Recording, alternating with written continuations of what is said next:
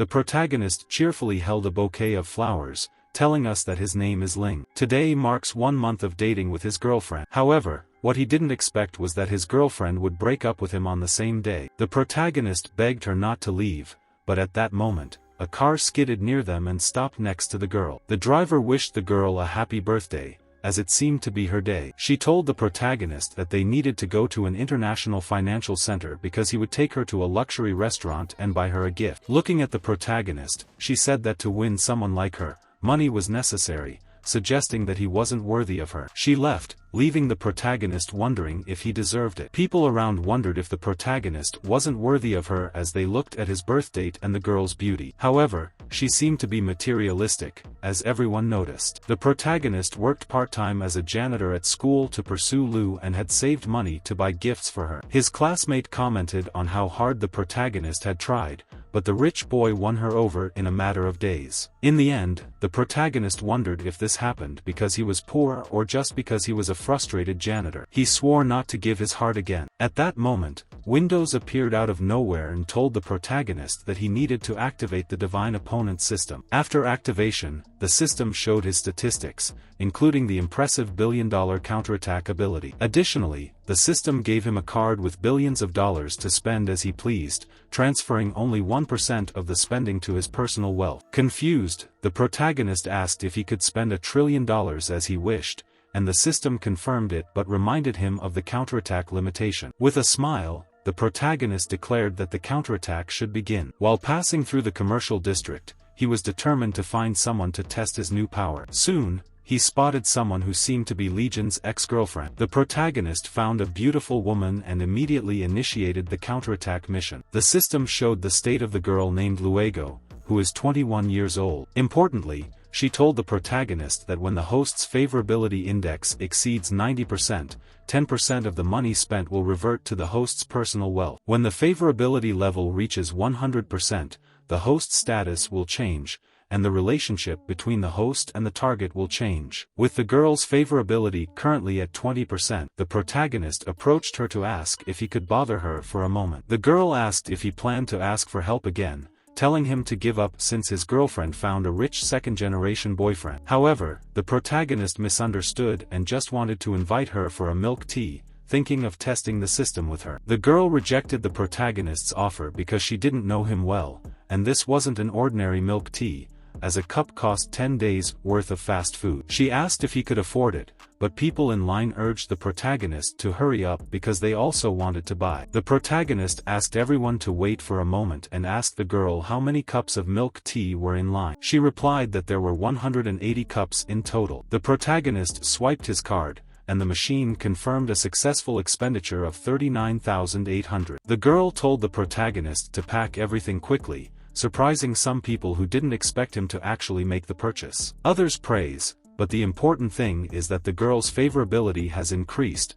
The protagonist approaches her and says he has a small favor to ask. When she asks what he needs, he replies that he needs her to spend money at a store where the bag his girlfriend wanted is. The girl's friend shows the protagonist the bag and says it's a limited edition bag from the store, costing $38,000. He asks the protagonist if he's going to buy it and if he cares about it. However, just as the protagonist is about to answer, he is interrupted by his ex-girlfriend, who asks if he is cheating again. She tells the protagonist that they're done because he was so unpleasant. The protagonist simply asks, who's following whom, since he's just following someone to buy a bag. The ex-girlfriend asks how he can buy a bag with someone else and if he couldn't come up with a better excuse to play the fool. Meanwhile, the system alerts the protagonist to start the counterattack mission against the antagonist. He tells her that since they broke up, they are no longer involved, and she can do whatever she wants. He asks if she thinks he's still the same person as before, but Ryder, the girl, says it's only been a few hours. She asks if he went from poor to rich in that time. The protagonist tells her to think about it and says he can't afford it now,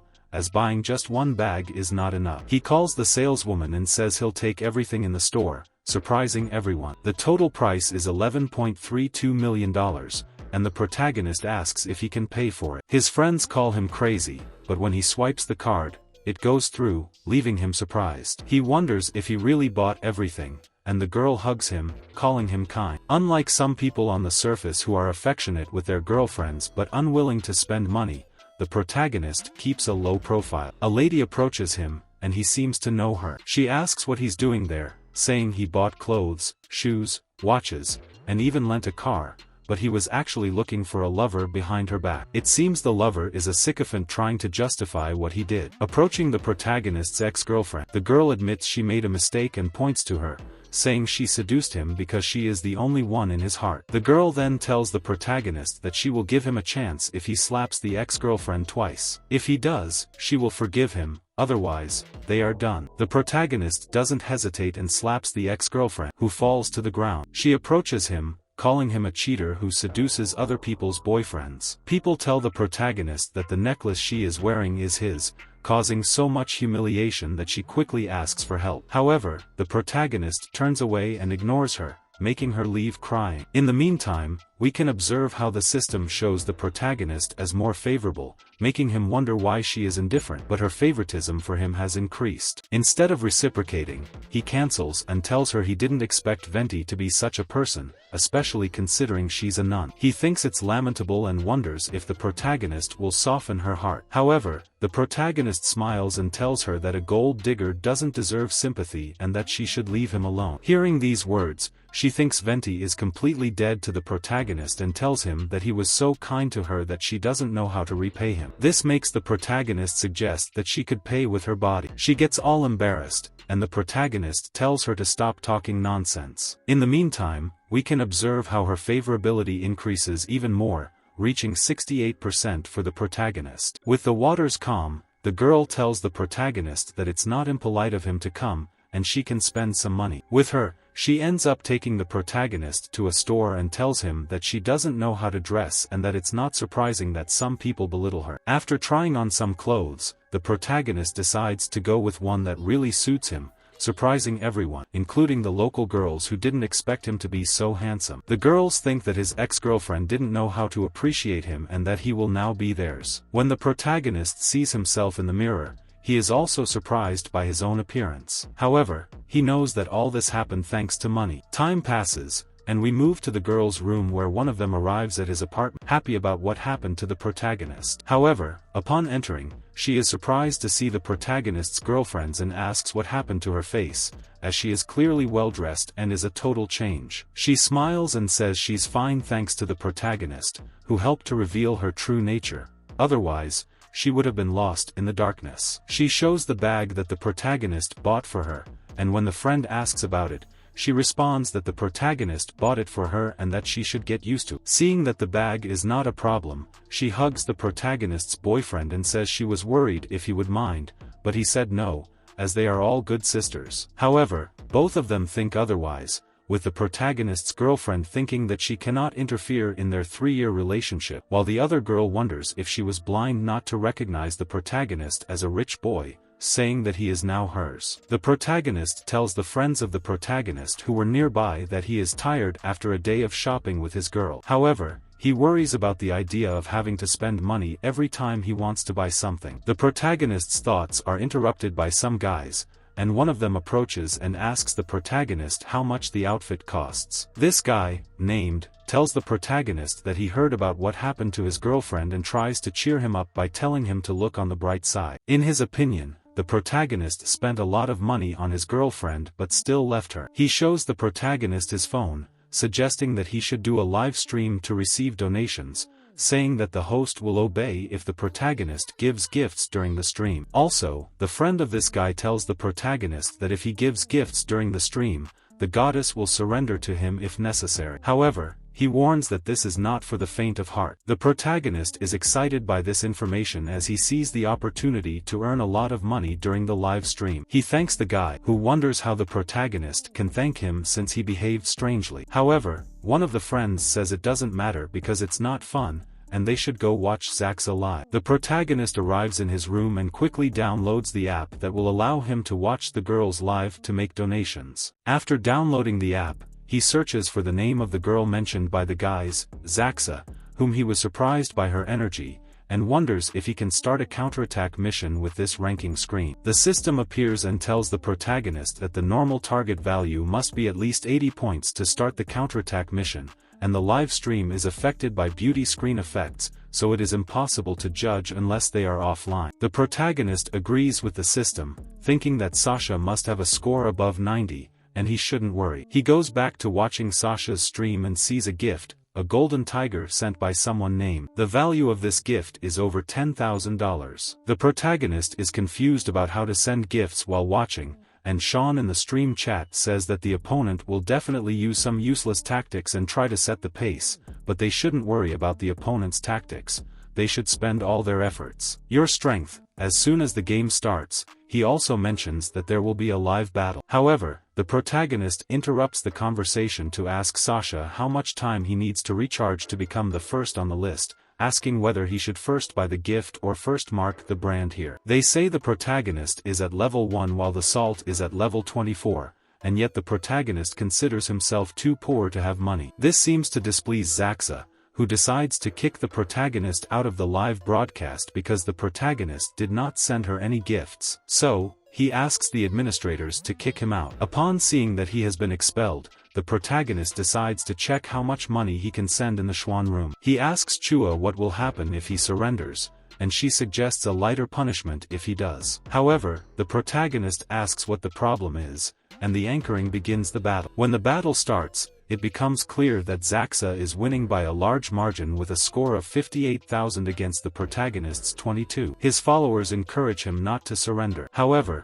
Zaxa receives a notification that Muito Pobre para ter dinheiro, too poor to have money, sent a golden dragon as a gift, valued at 15,000 coins. She thanks the protagonist for the gift, is surprised to find out that he is too poor to have money, and the protagonist impresses everyone by sending 10 golden dragons, increasing Sasha's score from 58,000 to 52,000. He continues to send golden dragons, surprising everyone even more. The protagonist sends a total of 1,600 golden dragons, astonishing everyone present. Sasha finally asks him to wait, questioning why he doesn't wait until he has double the points during the battle. However, the protagonist doesn't stop sending golden dragons. When he finally stops, Zaxa realizes that he has been watching her live stream for a year and has had over 1 million views. She is impressed with the amount of money he sent. Sasha is moved by the 24 million coins she received with the 1,600 golden dragons but is also happy. She asks why he is still sitting there and if he is afraid,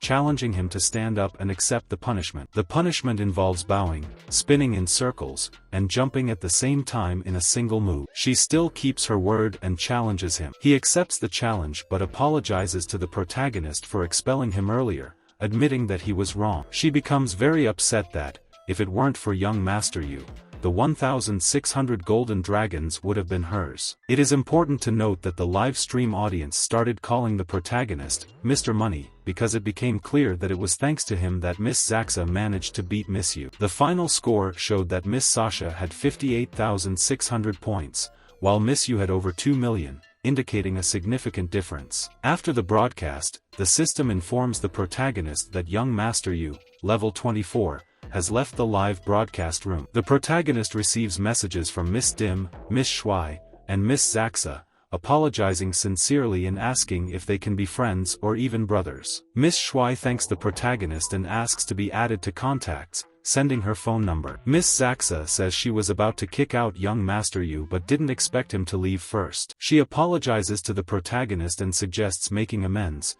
inviting him to dinner since she noticed he's in the town of Anjinya, and she'll be passing through for a photo session. She's worried that the protagonist may not want to spend money on her, but he accepts the invitation, making her happy. The next day, the protagonist wakes up feeling well rested. However, he receives a message that interrupts him before seeing who sent the message. His roommate suggests they have breakfast together, but the protagonist declines, explaining that a girl will bring breakfast. This surprises his roommates. The protagonist's roommates didn't expect him to start saying strange things so early in the morning. One of his roommates mentions hearing that the protagonist was dumped by his girlfriend, but the night before, he seemed so relaxed, which piques his curiosity. The protagonist wonders about it too, as he had pursued his girlfriend for 3 years. The scene shifts to the girls' dormitory, where a guy is at the entrance with a gift, not breakfast. Apparently, each guy will give breakfast to one of the girls, and the protagonist's girlfriend is on the list. They question why this guy is giving breakfast,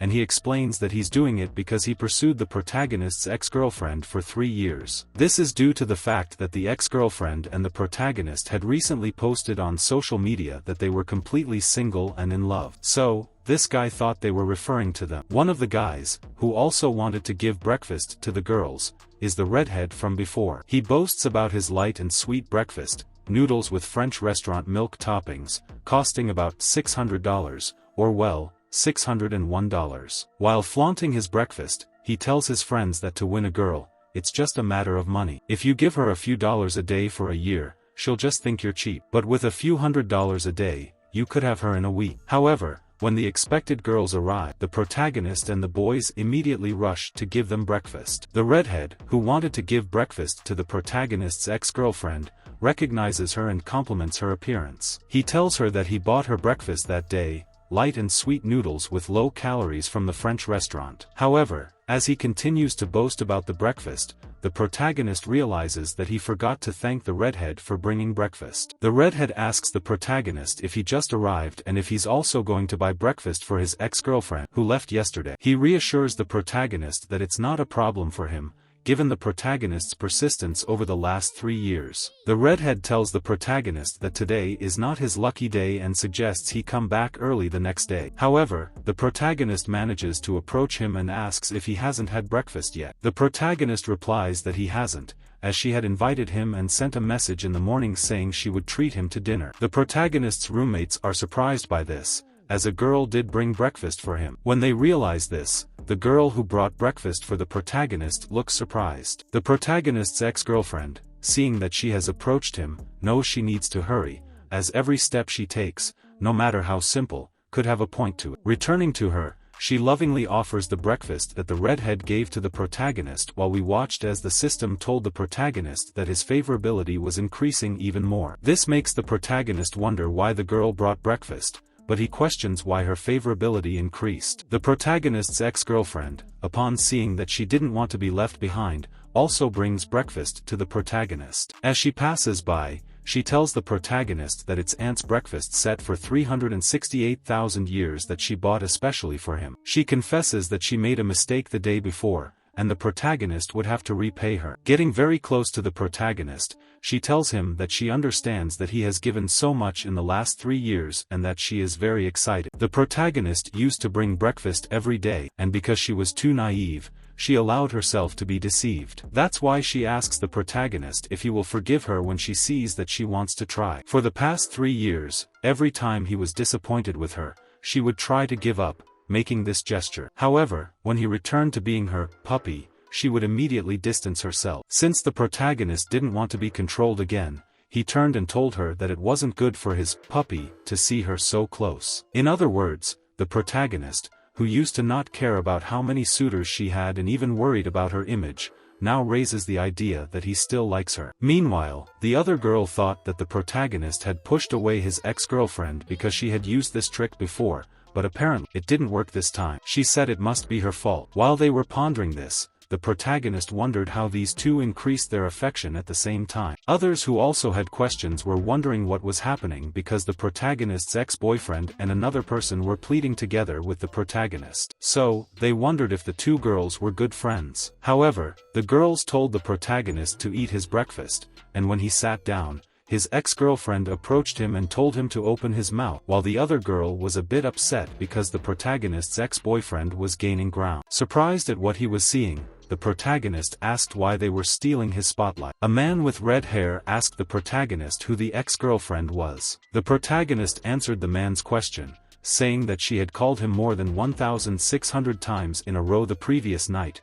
and he got cramps. Thanks to God, someone fed him today. The protagonist's ex-girlfriend, wanting to take advantage of the situation, held the protagonist's hand and asked if he was in pain, saying that he should let her come later. She said she didn't want to be parked by the protagonist's ex-girlfriend, drawing the protagonist's attention, saying that the noodles were delicious. With a beautiful girl in front of him, who would say no? The protagonist agreed that it was delicious but didn't like the bright red color. When she asked why it was bright red, saying that her noodles were all pink, he whispered to her that he would change the color later, causing the protagonist to vomit blood from what he heard. Meanwhile, a man with yellow hair or the protagonist just relaxed with his two girls feeding him. However, someone took photos of the protagonist and immediately sent them to Campos' mailbox. The title of the photo is "The Girl from the Language Course Class in the Literature Department Who is Giving Breakfast to the Protagonist." Upon seeing the email, Campos immediately informs the protagonist who is in the news,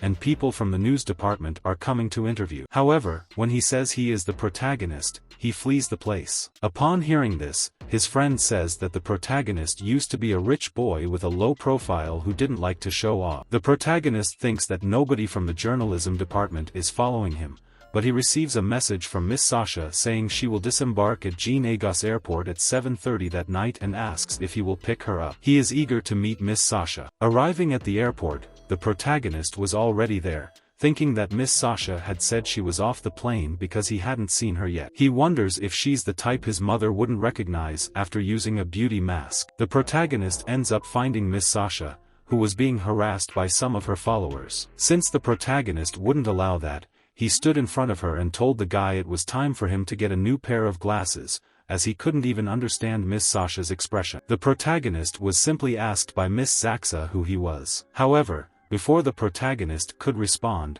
Miss Zaxa recognized him, telling him that his clothes were the same as WX's. She didn't know what WX was, but they continued, and the protagonist confirmed that indeed, he was Mr. Kian, the money master. While the glasses-wearing guy apologized, Miss Sasha told the protagonist that he arrived at the right moment, as someone had bothered her, claiming to be her fan. As soon as he appeared, she didn't know him at all and always thought the protagonist was a big businessman around 40 years old. However, she was surprised to discover that he was young and handsome. The protagonist told her to just call him Link and complimented her, saying he didn't expect her to look better than in the live broadcast. At this moment, the protagonist received a system message instructing him to start the counterattack mission. The system informed the protagonist that the counterattack mission should begin at the airport exit after receiving Miss Zaxa. Seeing him, she immediately asked why he was there. He replied that he was there to pick her up since he couldn't let her take a taxi alone. Startled,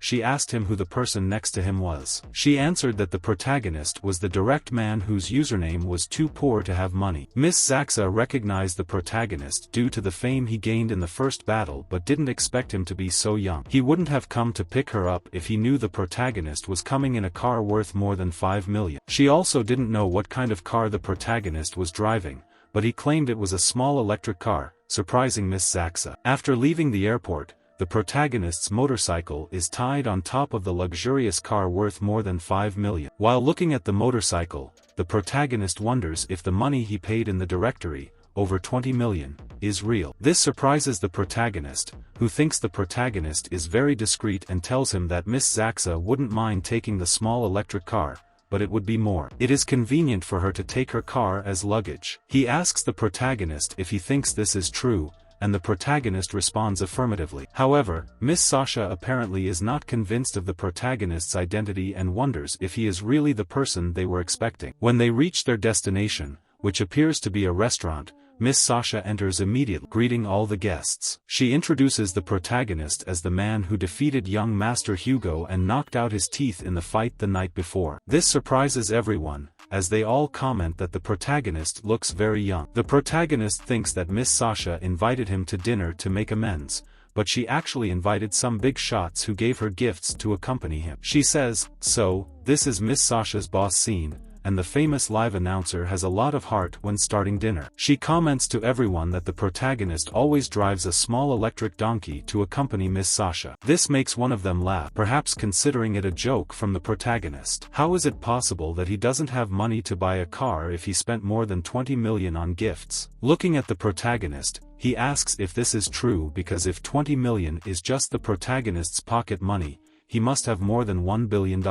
Patting the protagonist on the shoulder, he says he knows a lot of people in an age. Still, the protagonist says his name is Link and that he doesn't know anyone rich in Anna with that name. It seems this guy was investigating the protagonist, as people laughed when they heard his words, telling Miss Sasha not to be fooled. Trickery. Meanwhile, Miss Zaxa asks the protagonist if he is truly an imposter and if he will allow him to take her donkey in his car. Another person also asks Miss Zaxa if she has ever seen a photo of the protagonist, leaving her speechless. We can observe that her favorability has dropped to -10% with this response. She seems to think that she confirmed on the protagonist's phone that he is too poor to have money, but she's not worried because she just wants him as her ATM. She thanks the protagonist for always caring about her but establishes that there is no link between the three main families in Shanghai. She asks the protagonist if he is the young master of the family in Shanghai, making everyone laugh a bit and thinking that Miss Sasha is speaking for him,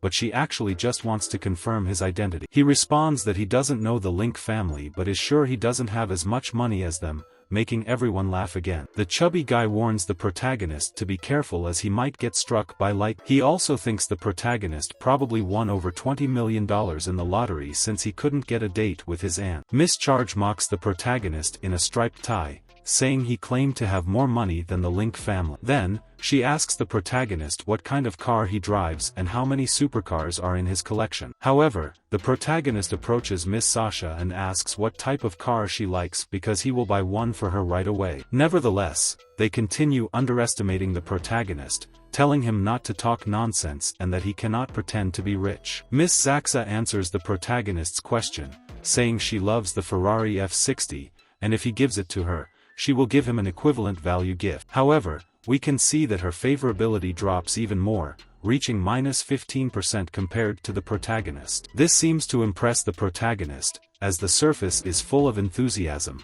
but his favorability is plummeting, and this acting skill can kill a lot of fresh meat, so to speak. Having said that, the protagonist simply leaves and goes to buy the car for Miss Zaxa. Half an hour later, those leaving the place thought the protagonist was just a clown, as he really played the fool, while Miss Chaya thought the outbreak was really a liar. Originally, still, there was a spark of hope, but at that moment, it was blinded by several lights all at once. These lights were coming from sports cars, and in the midst of them was the protagonist. They were surprised to see all the sports cars in the location, and the protagonist immediately apologized to Mr. Nyo because he couldn't get out of his multi-million-dollar car. Literally, the protagonist was mocking him, and now it was his turn to be embarrassed. Mr. Nyo was so excited that he expressed his desire to buy a sports car and asked the protagonist to help him choose. The protagonist didn't seal the deal since his business was to provide services, and his assets were verified by the Dragon Band's Black Diamond card,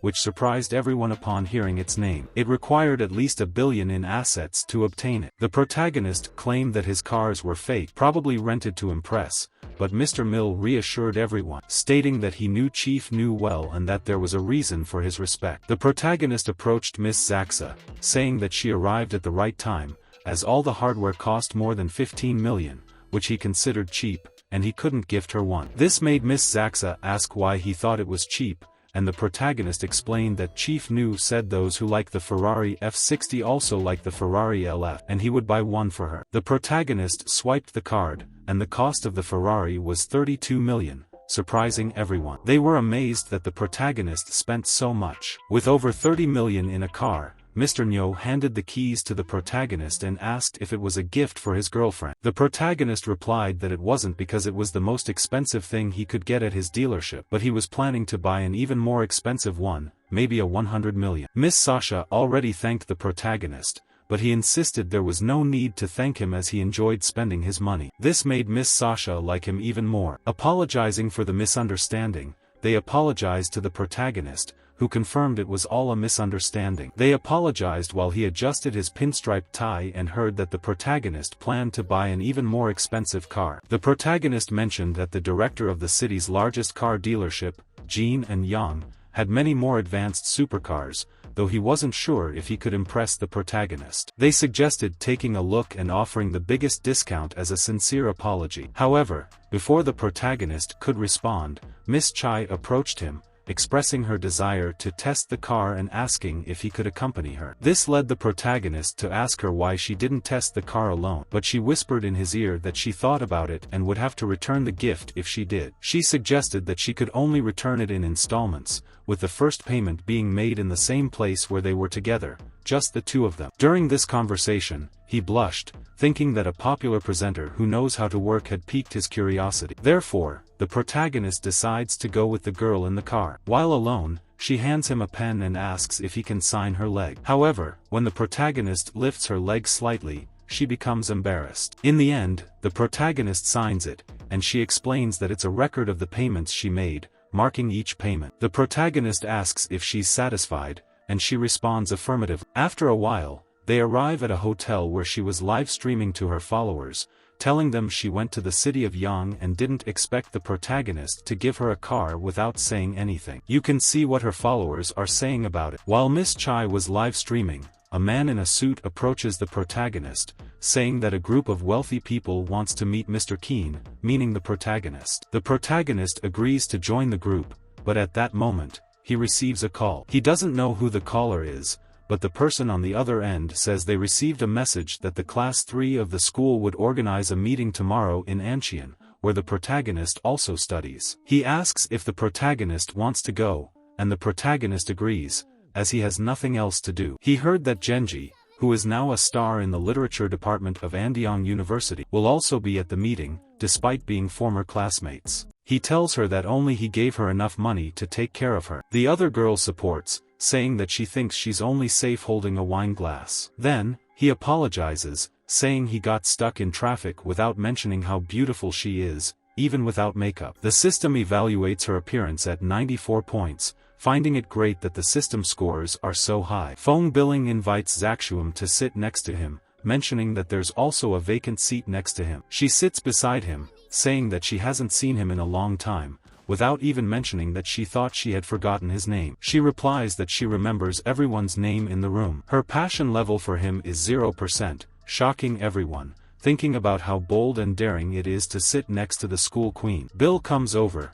bothering a university student for 3 years, asking why he didn't bring her here. Everyone would like to meet her. Linda replies that they broke up the day before yesterday. Feng Billing asks how they broke up, then, after hearing the backstory of chasing her for 3 years, he continues by saying, "Let's go." He only says that because he needs to. One of the girls says that only fools can be deceived by such lies. She says, "So what? Is that so ugly?" She used to consider him an honest man, but even after college, he became a scoundrel. Linda replies that she's just telling the truth. The inflation index drops by 1%. And Linda doesn't know what to do. He realizes this is his chance. He heard that she is interested in artifacts, and he recently bought a late 20th century painting from a collector in Shanghai. He asks if she wants to take a look. She gets up and goes to the painting, and Feng Billing follows the path, putting his hand on her shoulder, calling her a beggar to let her know her place. Zaxuam tries to please her, and then he adds that there's one more thing. He would make it impossible for the queen to find a job. In Hugo Jung, even after graduation,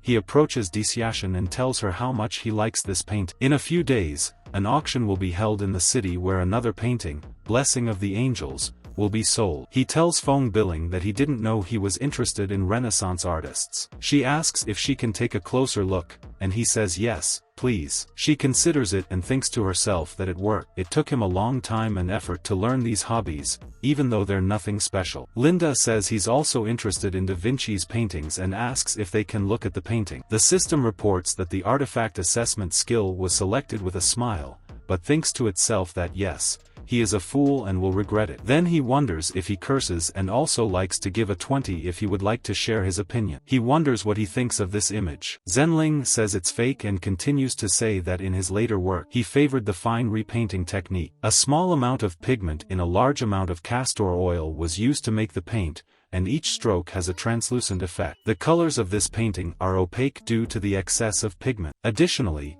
he likes to shade the corners of the eyes and mouth of the figures to achieve an infinitely rough effect. Then they look at China in shock. He tells the female that unfortunately, this Maria is fake. He angrily bought a forgery, and the eye starts to tremble. Feng Biler says that an amateur would probably believe his words, but he is not like that. He immediately sees that he acquired some worn-out expert skills on the internet. Others think that pretending is right and should be stopped. Then, if there was one, she goes past him. She said she also studied Da Vinci's paintings, and yes, beautiful, she is right. This is a high-quality imitation. Everyone is shocked, opening their mouths and screaming. Then, hearing the head syndrome, he asks how Zenling acquired knowledge. Fong Billy, a man specialized in rare and exquisite artifacts, responds that he learned to appreciate many cultural relics and art objects since childhood. He became deeply saddened when he realized that foreign countries deprived his homeland of so many cultural values. His goal is to buy back all the artifacts and return them to his country. Chili then laughs and says he almost believes him,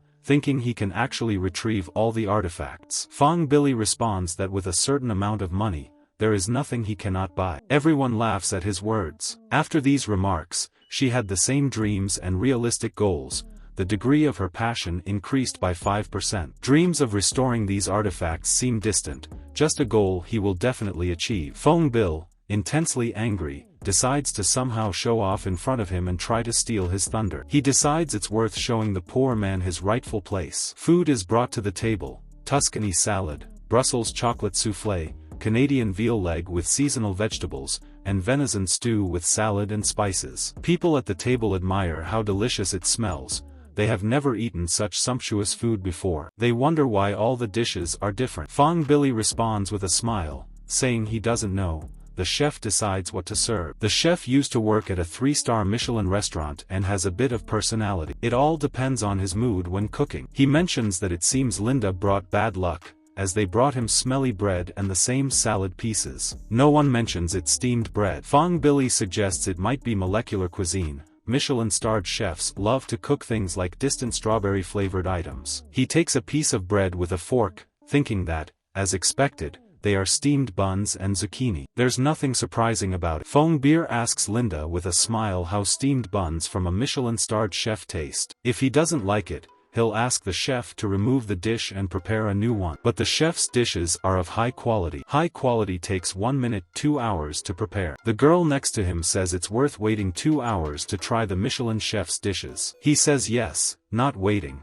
He won't be able to go to karaoke on an empty stomach and starts laughing. The girl responds, saying that what comes next is karaoke, which is great, but teases him, looking shocked while Zenning talks to Zaya. She explains that the gold mask's no-side pattern is for both aesthetics and wrinkle elimination. The wisdom of the ancients never ceases to amaze. Zaishu's inflation rate is increasing by 2%, she informs them. In Lin's, she says she thinks her experience is almost equal to that of her teachers. Next time, Zinni could join them and appreciate some artifacts together. Fong Billing is completely shocked. Then a notification arrives on the phone, with a link that he has already used, inviting him to join the Prince's Millions group. Dispensa says he was invited by his 11 yesterday to join today's rich crew. Zine opens the group, reads the dialogue, and thinks maybe he should send an intense welcome gift here. As he can't spend money on a man, he'll find a girl. He notices a girl in the group who seems pretty. He sends 18,880,000 yen to a smiling Angler. He writes that he can't send a big red envelope,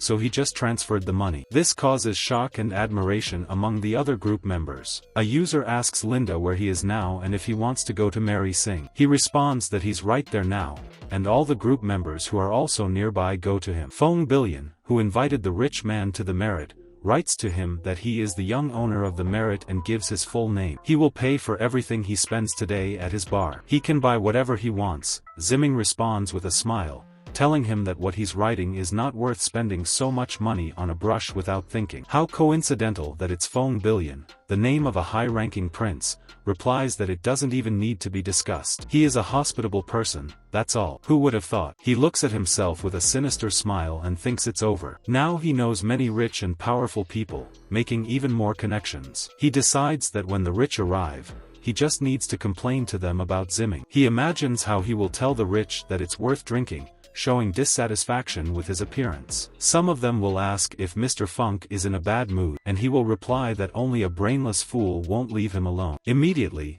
everyone around starts asking who this bastard is and how he dares to offend Mr. Funk. The rich will say that Ling is crying and lying on the ground, ensuring he can't stay in an age. Others support him, saying they will help too. They will tell the Human Resources Department to fire Zimming. Fong Billion thinks with a smile that this way, he can get to know a new rich man, humiliate Ling, and show off to his rich friends. He will kill 3 birds with 1 stone because he is clever. Fong Billion stands up and asks if everyone has eaten properly. He invites everyone to the karaoke room on the top floor, where he has arranged a meeting with some of the rich people in the city to communicate with the upper class. Everyone is shocked because they didn't know that Feng Billion had these connections. They all go down to the Golden Splendor Hall and settle into large sofas. Welcome to your rich hosts. Those who came with him think Feng Billion is so handsome. It seems they are from different worlds. One of the guys says that Feng invited them to meet famous people from now on. He will spend more time with Lion. Feng Billion introduces Chico Han, the main owner of the property, Mr. Chu,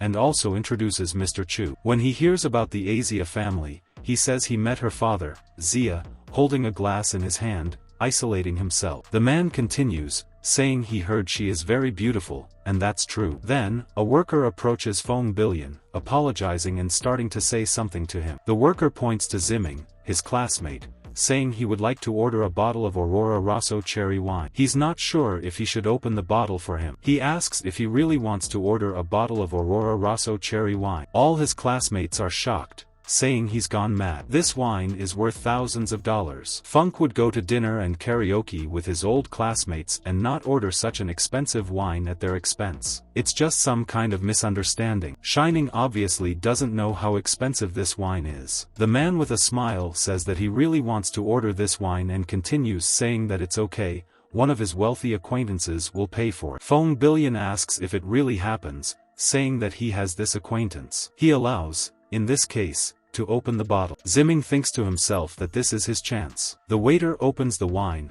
and people think that Ling really has these connections. Who would have thought? It remains about Zine, and he raises the bottle, shouting that the Aurora Rosso caramel-filled costs 250,000 per bottle and is already open, so it's too late to regret. If the tycoon's friends can't pay, he will have to pay by mining coal. His uncle owns a coal company, so he can definitely find a place for him without Ling's 250,000 links. He really doesn't understand why, without thinking to himself that he expected the longer the name, the more expensive the price. Feng Billion says yes, he will be more careful when his hands suggest, and then he will think more before buying something. Feng Billion asks about how everyone is. Almost everyone is here because the wealthy man said he would be in Marite, but he's still not here. Someone said that the wealthy man. In the group chat, it was announced that Feng Billion had already arrived at the Golden Splendor Hall. Billion is shocked and exclaims that he is already here. Zoom then enters, saying it seems he is the last one. Feng Billion approaches him, extending his hand, but Mashelson passes by, ignoring him. Tozin hurries and extends his hand with a smile, expressing his desire to embrace the wealthy man. It turns out that he arrived not long ago, and everyone had to wait for him. The crowd is in shock after these words, looking at them, and they start shouting at the same time, saying, "Sir Rich, you're a truly wealthy man." Feng Billion doesn't understand what's happening and shouts that it can't be. Billions, knowing it can only be him, approach and he becomes the center of attention. All colleagues are shocked by this revelation, actively discussing the events. Someone shouts that it's impossible, he doesn't know what Zenling is up to, but he fooled everyone here. They know his parents only work part-time, and he's just a poor guy in Linda. He can't be a wealthy man. At 11, someone shouts at Feng Bill to face the truth, adding that he's the worst in the group, the most ignorant, incapable of spending anything other than hundreds of thousands of dollars per month. He lost money in stocks without earning a penny, bringing shame to their group. They decide to expel Feng Bill in 2 million, and furthermore, they insult him, saying they will pay all his expenses today. He asks the bartender to serve the most expensive drinks for everyone in the room. Billions are defeated. He was depressed by what was happening, mentally acknowledging that he deserved it. As the party ends, he bids farewell to all his colleagues since he has to leave first. While his colleagues watch her leave, they rejoice among themselves, praising her discreet but immense wealth. However, the protagonist is surprised because she is a rich girl exposed to high society since childhood, yet she shows no surprise at her wealth and does not increase her favorability. For the protagonist, such a challenging person is indeed a great target to spend his money on. However, his thoughts are interrupted by Mr. Janio, who shows his phone, revealing that he previously said he didn't like cars that cost 30 to 40 million. That's why he found a car equivalent to 80 million, with only 10 in the world, and not even in China. He wonders if the protagonist likes it,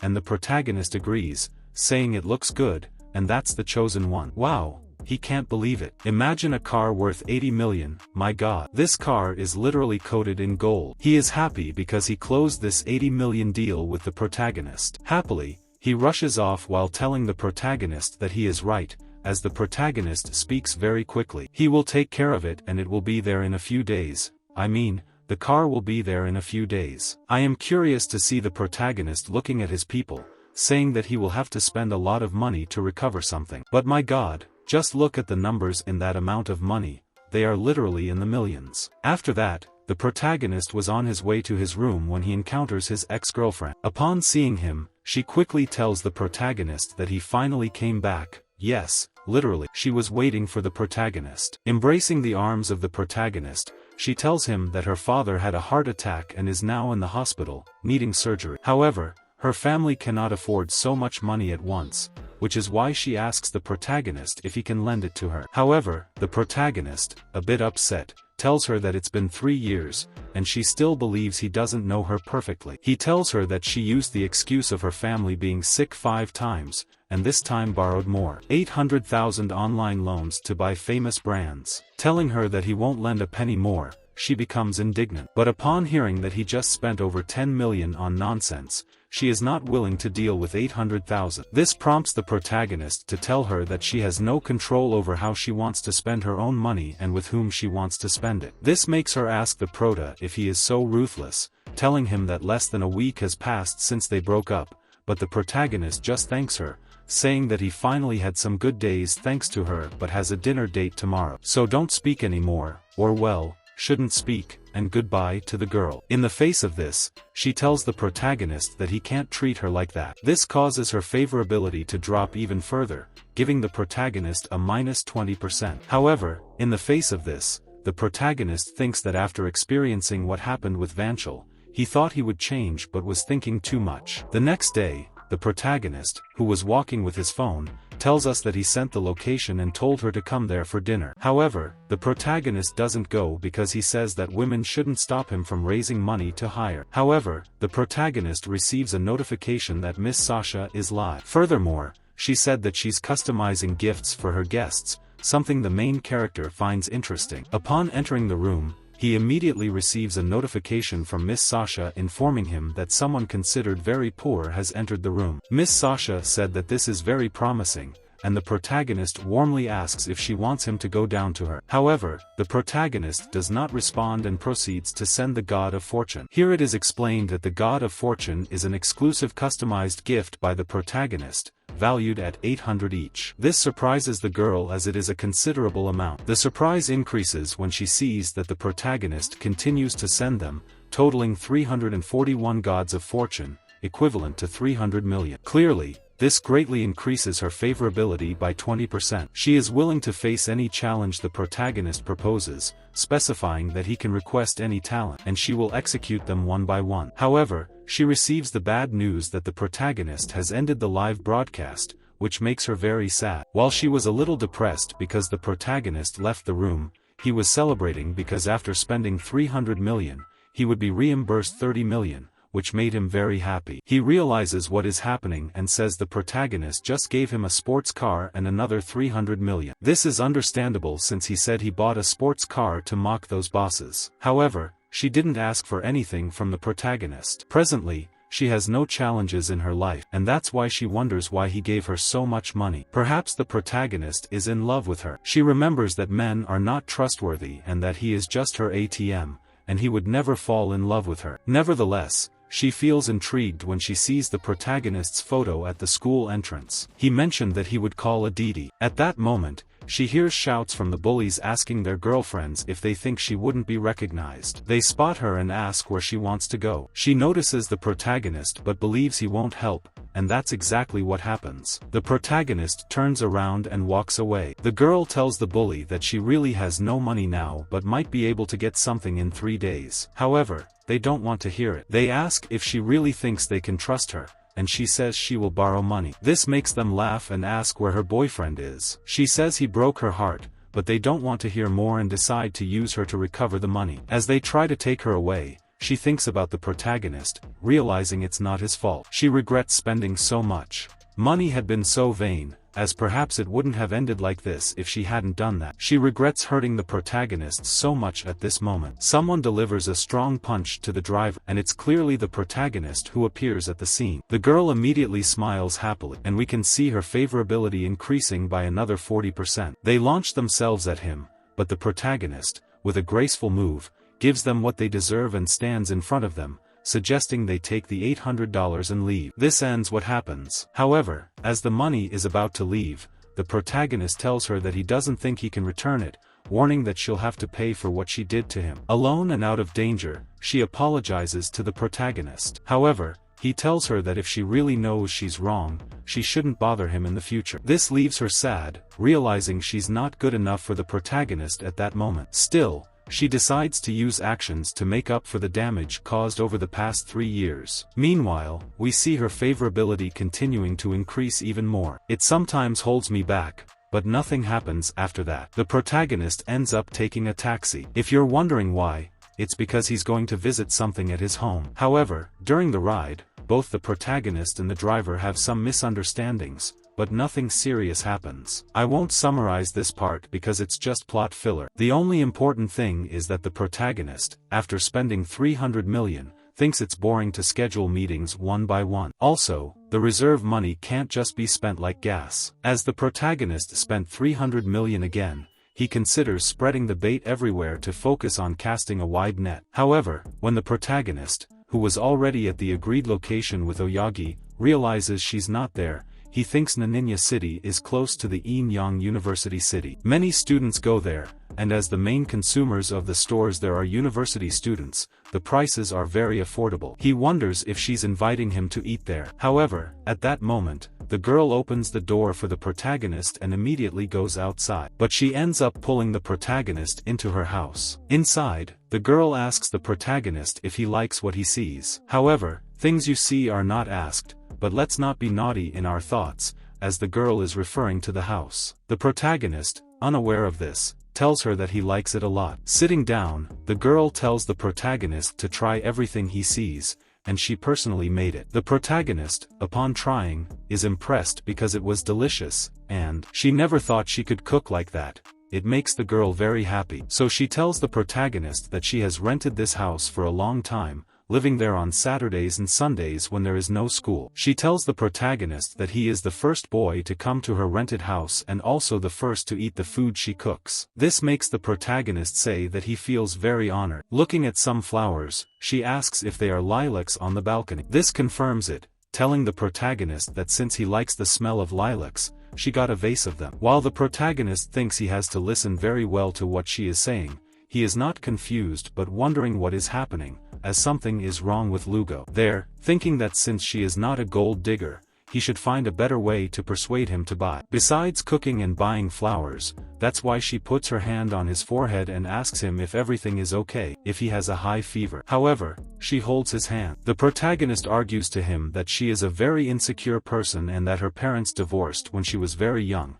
so she felt that the world of people had changed so quickly since she was a child, too much for her to keep up with. Only money could give her the most basic sense of security, but she didn't expect to feel that in the protagonist. Well, she didn't expect to feel security in the protagonist, the security she longed for, telling this protagonist that he pursued the lion for 3 years, demonstrating that he is a very determined person and spent so much money on her but never asked for anything in return. He is completely different from those guys who are very determined and putting on a provocative pose. The protagonist tells him that even though she has fallen in love several times, she has always been protected. So why wait for him to literally run away? Well, after that, she's waiting for the protagonist to take the next step. However, when it seems they're about to kiss, the protagonist ends up remembering that the guy's favorability rate towards him is 91%. He's starting to fall for him. It's no surprise that she is a completely changed person and just thought she could recover the money after completing the counterattack mission and forgot about it. But if she wants to give herself to him, she won't say no. After all, he's a man, and he'll take advantage of it. And so, the protagonist ends up taking the next step, taking something to bed. However, when the protagonist is about to undress, he hears a voice the protagonist recognizes as Tom's voice, his friend who was begging him not to leave. The protagonist, perhaps because he's drunk, ends up confirming that John Shong was shouting, and they end up slapping him. The person who slapped him, a girl who was asking why he was shouting so loudly if he wasn't ashamed and leaving the place, tells him to keep shouting until everyone knows tomorrow. Well, everyone in the school knows. And after the girl leaves, he's just looking for his glasses that fell with the slap. However, at this moment, the protagonist appears, passing his glasses to him, asking him what's going on. The guy responds that unfortunately, the protagonist also knows Nana, whom he's been dating for half a year. Originally, however, before continuing, he is surprised to see Miss Lu acting alongside the protagonist. The protagonist, faced with this, immediately clarifies the situation, telling him that he invited her to dinner and asks him to continue. And when he's a bit discouraged, he continues telling the protagonist that originally, Nana and he went to the date to watch a movie that day. He picked her up and said he would go to Chanel after the movie to buy an anti-wrinkle collection. And when he saw that it cost more than 8,000, he told her that he didn't have the money at that moment. But not. I expected the girl to get upset and stop watching the movie since everything was fine before, and I don't know why she suddenly got angry. This leads him to ask her if he is the girl's boyfriend or Miss Nana's boyfriend. If he is, he tells him that he heard she really has a rich boyfriend, which makes him tell her it's impossible since Nana couldn't have betrayed him. But she tells the boy that, believe it or not, her news is never wrong, which impresses him, especially since they were beating him until the guy with the curly hair came to help his friend. He tells him to call Miss Nana, his girlfriend, and tell her that he will buy the makeup for her, referring to Miss Lu's. She also suggests that he should ask his sister if they saw that man since he wants to see their true faces. Here we can observe how the protagonist told his friend to call his girlfriend and tell her he would buy makeup to place the girl in a specific location. This is because the protagonist wants to see the face of the person his friend has been deceived by, while Mr. F was thoughtful, and the girl accompanying him on the ride asked what was going on. The events unfolded as follows. He replied that perhaps his life would never be the same again, thinking this way because he had almost been expelled from the group. Fortunately, the protagonist spoke in his favor, allowing him to remain in the group. However, now he speaks in the group, and no one listens. If it continues like this, he will surely fall into disgrace. Nevertheless, his thoughts are interrupted by a message that surprises him greatly. But he remains calm as this message is not bad news, it's good news that makes him very happy. He then says, "It's your chance to redeem yourself," and presents the message that left him in this state. The message was from the protagonist asking who owns a shopping mall because he would like to borrow it to help one of his colleagues. Of course, you can probably guess that the owner of this shopping mall is Mr. Phoenix, which is why he reacted this way. The next day, Mr. Phoenix, who was in his car, told the lady accompanying him that he would pick up the protagonist that day and discuss the plan. This made the girl ask if he could see the protagonist in person. However, Mr. Phoenix did not respond as he was thoughtful,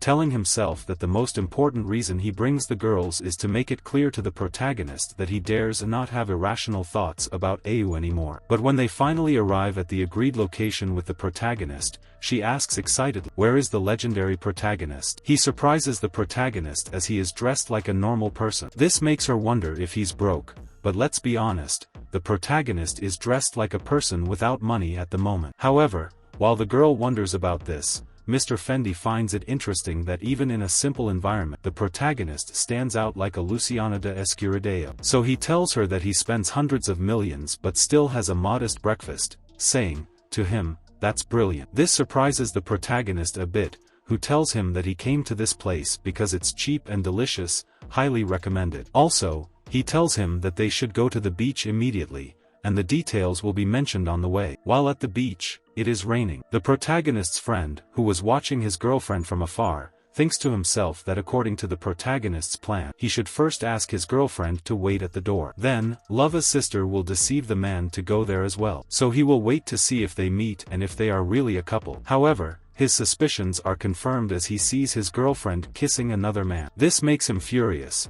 and he approaches her to ask how she dares to betray him as a mature man. However, he realizes that the other man is the legendary one who was already heading towards the girl and ended up intervening to ask him if he was the poor boyfriend that Miss Nana had talked about. The protagonist decides not to answer the question, so I ask him to get out of the way since this is between him and his girlfriend. This prompts the chubby guy to ask him if he's going to use something to remove him from the path, saying that if he plans to do that, he should know that it might not end well for him. To emphasize his point, he calls security to report that a man is causing trouble there, interfering with his shopping experience. This leads the protagonist's friend to tell him to leave the premises. In a trembling voice, the friend insists that he's not causing any trouble and is just talking to his girlfriend. However, the girl interrupts to tell him not to talk nonsense since the gentleman is her boyfriend, not him. This leaves him indignant, and he asks her why she's doing this, stating that their 6-month relationship can't be compared to this man who appeared out of nowhere. Nevertheless, the girl asks him if he doesn't understand that when security sees them,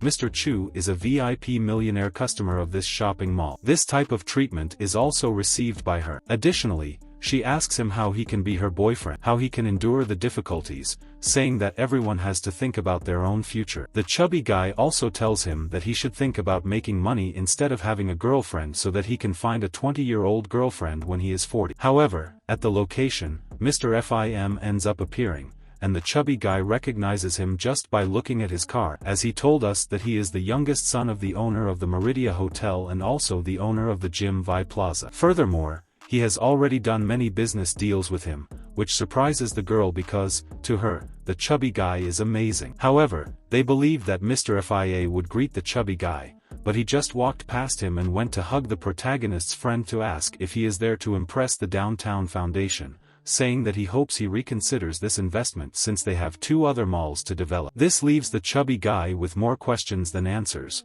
but as he processes everything, he realizes that they are impressed because they wonder how he invested in the floor. However, the girl who was with Mr. Fia approaches the protagonist's friend to tell him that she promised to buy him a purse, which makes her ask how Shodom can be so rich, saying that he can spend thousands of dollars on makeup. This makes the red-haired girl ask her if Mr. Show's money is worth it. However, while the girls were debating, Shodom notices the protagonist, and here he realizes that it was the protagonist who called 2 people to help him. Therefore, more confident and adopting a firm posture, he says that he originally was inspecting the mall, but the nasty behavior of this man affected his inspection experience and also seemed to suggest that he was a VIP millionaire or something like that. This makes Mr. Sim ask if this guy is the millionaire VIP of the mall, saying that this man was just tearing apart his entire mall. Therefore, he ends up calling security to tell him to cancel the VIP and the crazy guy because he owes 2 million for breaking the contract. This makes the chubby guy accept what is happening, and it is clear that Mr. Fim is very upset because of this woman and that he does not want to lose a large part of his construction material business because of her. As he does not want that, he tells Mr. Show that everything is a misunderstanding because he really did not know, and therefore, he apologizes to him, saying that he treated it like a fool and let it go, but he smiles. On the simple face, he simply said that it is strong and good, and it turns out that it is serious, which is a defensive thing, the same as understanding what it means. Therefore, he tells the manager who was there that he should also include the faces of these 2 people since he should blacklist them and never allow them to enter the square again. This is something that makes these 2 think they shouldn't do it. However, the protagonist with a cold look made the chubby one, who is so old that he might not be able to get up after a fall. The girl, seeing that everything is going from bad to worse, asks the chubby one what they are going to do now. Enraged, he tells her that his construction materials company is famous from now on, and although he doesn't cooperate with the man, he still has many contacts. Therefore, he asks her to leave. However, when they were about to leave, many sports cars end up stopping in front, which surprises the chubby one because he knows very well that all these sports cars belong to the second rich and young generation, so he wonders why everyone is there, but the answer is obvious since they are all there because of the protagonist's friend. Because the protagonist asked for help from everyone, upon seeing so many wealthy young people gathered in one place, and they are there to see the big show, he can't resist and ends up giving something. However, in the face of so much help offered to him, the protagonist's friend ends up thanking. However, the protagonist tells him not to thank because, as his friend, he had to help him. But even though the protagonist helped him, he has a doubt, so he asks the protagonist how he knows so many rich acquaintances. The protagonist explains to his friend that it's not like that, saying that they are contacts the Lord has in his work environment, which is very broad and includes group performances and other things. But even though the protagonist did not tell the truth to his friend,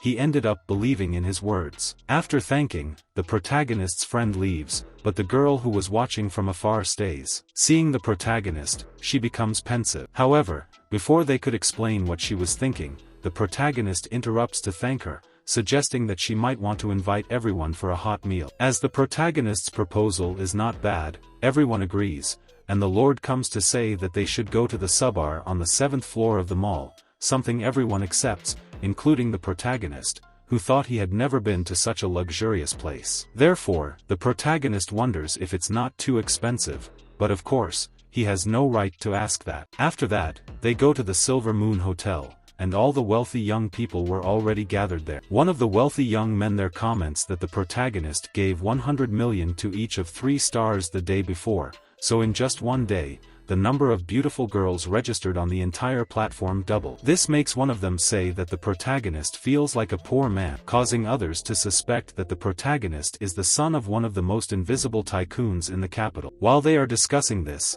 one of them asks the girl next to him why she is so silent and continues drinking alcohol, saying that he believes the reason she is like that. However, he would like to help her, but the project he proposes is not only expensive but also crazy. Not even the top leader of Chinese technology could solve it, asking how a small team created less than a year ago could solve it. Furthermore, why is she so determined to start her own project? If the protagonist didn't give you more than 10 million in the group last time and he spent it so quickly, while he warns the protagonist that don't listen because he's plotting something scandalous and anyone who gets involved in this game will lose everything. However, the same for being chattering, the girl ends up sending the protagonist to heaven. Facing this, he tells her that she is the treasure of the group, asking where he should spend his stomach. While we can observe the system sending a message to the protagonist saying that he must start the counterattack mission. Furthermore, we can observe that her favorability is more than 10, which makes the protagonist think that he cannot let the opportunity to get a girl and make money pass. The girl continues to explain to the protagonist that she is in the business of making industrial chips, which makes the protagonist tell her that it is outrageous stupid. Since only a stupid dream. However, Miss Jean tells him that there is nothing stupid about it and academically possible, telling him that his company has been working on this project for over a year and only needs to solve some minor technical problems. Approaching the protagonist, she asks him, what do you think about investing in your project? This while he thought that anyway the protagonist would probably go for all this like everyone else. However, it is exactly the opposite, since the protagonist tells her that industrial chips are genius in New York. They are ahead of the technology of his country, and if this chip could be developed in the country, it will have more chances to compete with the Americans. Therefore, the protagonist tells her to accept the investment in her project, which impresses her since the protagonist agreed to the project, which for her is complete madness. Facing this, the girl asks the prota if he agrees to get married, asking if he won't research her company first, since it is a great possibility that it will not work, which seems not to matter to the prota, since he tells her that there is no need for any investigation, saying that first he will transfer the money and then he can send the contract. Furthermore, he tells her that he transferred 500 million and when that runs out she should ask for more money, and she should also worry if it doesn't work because there is no problem, since the protagonist likes to support entrepreneurship. Since the protagonist enjoys supporting entrepreneurship, he tells her that he doesn't know why, but she seems trustworthy or much less deceiving than everyone else present, as she is the only person taking his ideas seriously. He says this or asks if he is mistaken. However, in response,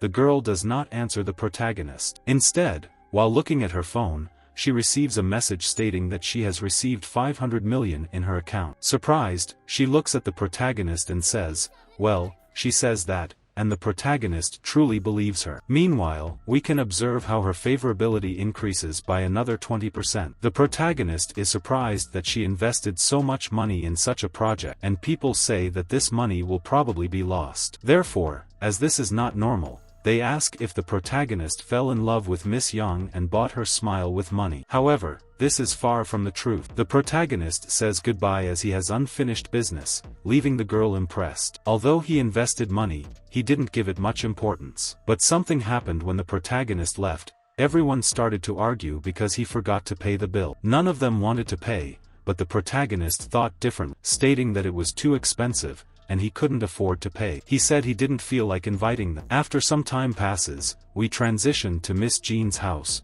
who was exercising and talking on the phone. She expresses surprise as she received an investment, affirming that she still can't believe it. Here, we meet the person on the other end of the call who congratulates her for solving the biggest financial problem on her business trip. Miss Jean confirms this and recalls how her father opposed her business to the point of blocking all her cards. Due to this, She had no choice but to borrow from relatives who refused to help, as her father had informed everyone about her situation. Back in the present, she is motivated to move forward, and the person on the other end of the call supports her decision, saying that they believe in her. Miss Jean then tells the person with blue skin that they are just talking about themselves. The blue-skinned person asks her about the meeting, and she explains that it was supposed to be a regular party. However, one of her colleagues surprised everyone with their knowledge of relic evaluation, comparable to their masters. If the blue-skinned nickname is referring to the protagonist, Miss Jean is a bit surprised and asks if she is really interested in a guy. Since it doesn't happen every day, Blue was interrupted by her mother,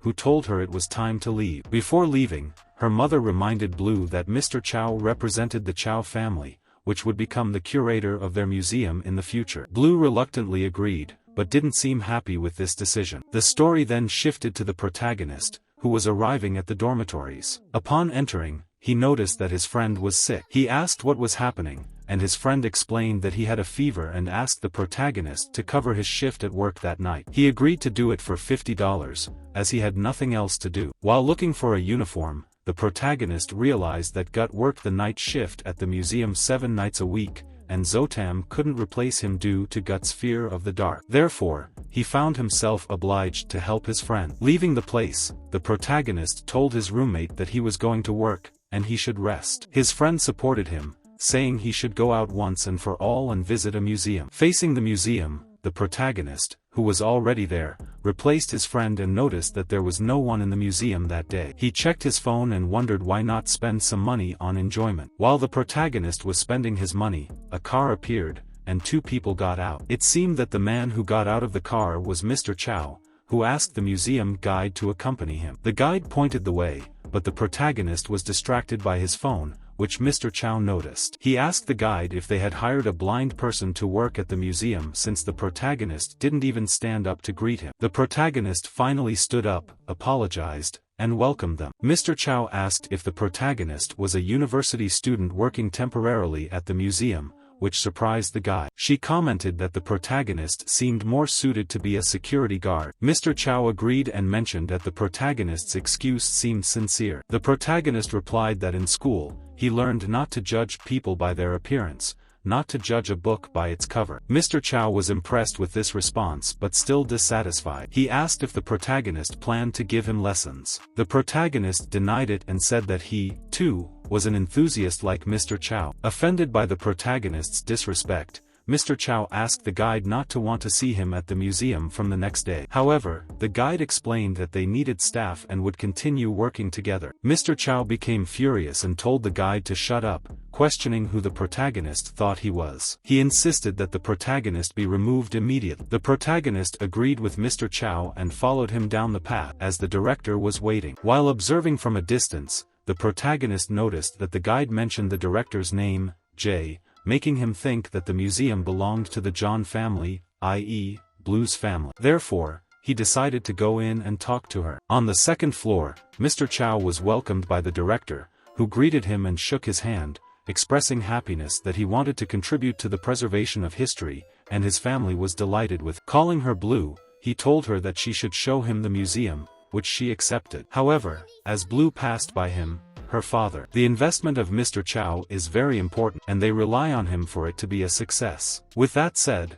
by the Blue law, Mr. Chow is told that he needs it because it will showcase the treasures of his museum. Upon encountering a painting, Blue states that it's the only one with the handwriting of the god of poetry and unique in its genre. The 200-word poem speaks of the sorrow of parting from a friend, and if you look closely at the image, you can feel the poet's emotions while writing the poem. However, it becomes evident that Mr. Chow is not interested in the paintings but in the girl. She immediately notices this, removes his hand, and questions what he is doing. He apologizes, stating that she is so beautiful that he can't help. The girl realizes he's not interested in the artifacts and asks why he invested in the museum. He replies that he spent his money on what he wanted. She becomes upset, commenting that if he knew more about the subject, he'd realize the artifacts aren't worth the cost. She questions why her father would accept such an investment. He reveals that she has a unique quality no other woman has, and he likes it. He claims he'll show her the real world, offering to buy the museum for $600 million with the condition that she marries him. Her father thinks it's too much,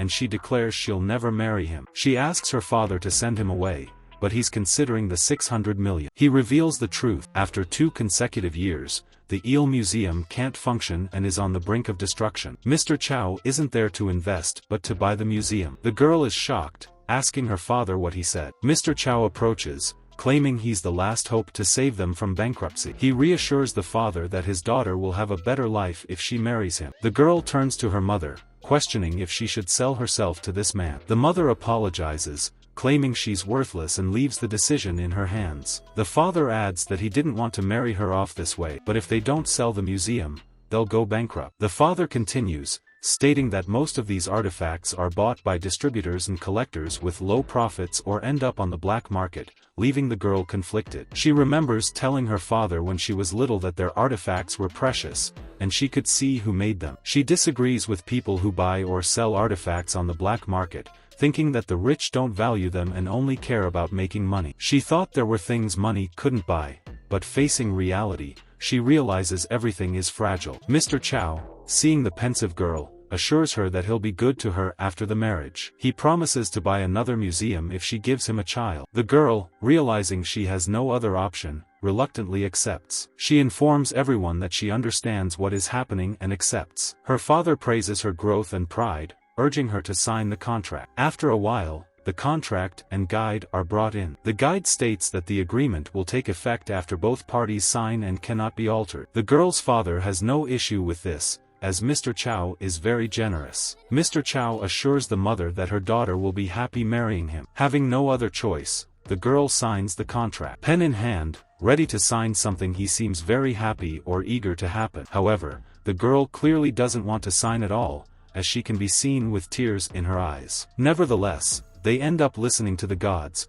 as when she was about to sign, the protagonist appears on the scene asking about someone buying the museum. Clearly, everyone is surprised by this, but the most surprised to see the protagonist is Aple Azul, the cable officer. He is surprised to talk to the protagonist, but due to their differences, he immediately calls security to remove the protagonist from there. However, the protagonist tells the cable officer that he works as a security guard at the museum during the night. The protagonist is the one who holds that position, making the cable officer very angry. He tries to kick him, but the protagonist defends himself by slapping him. The cable officer receives what he deserves from the ground, asking the protagonist how he dares to hit him, threatening to make him lose his job and sue him. However, the protagonist pays no attention to his words and simply approaches Aple Azul to wipe away her tears, leaving her very embarrassed. Her father is a bit confused and asks his daughter if she knows the protagonist, to which she replies that his name is Lingerie and that he was her classmate. This makes the father ask why a boy her age should focus on his studies and not become a security guard like the protagonist. Not understanding what is happening,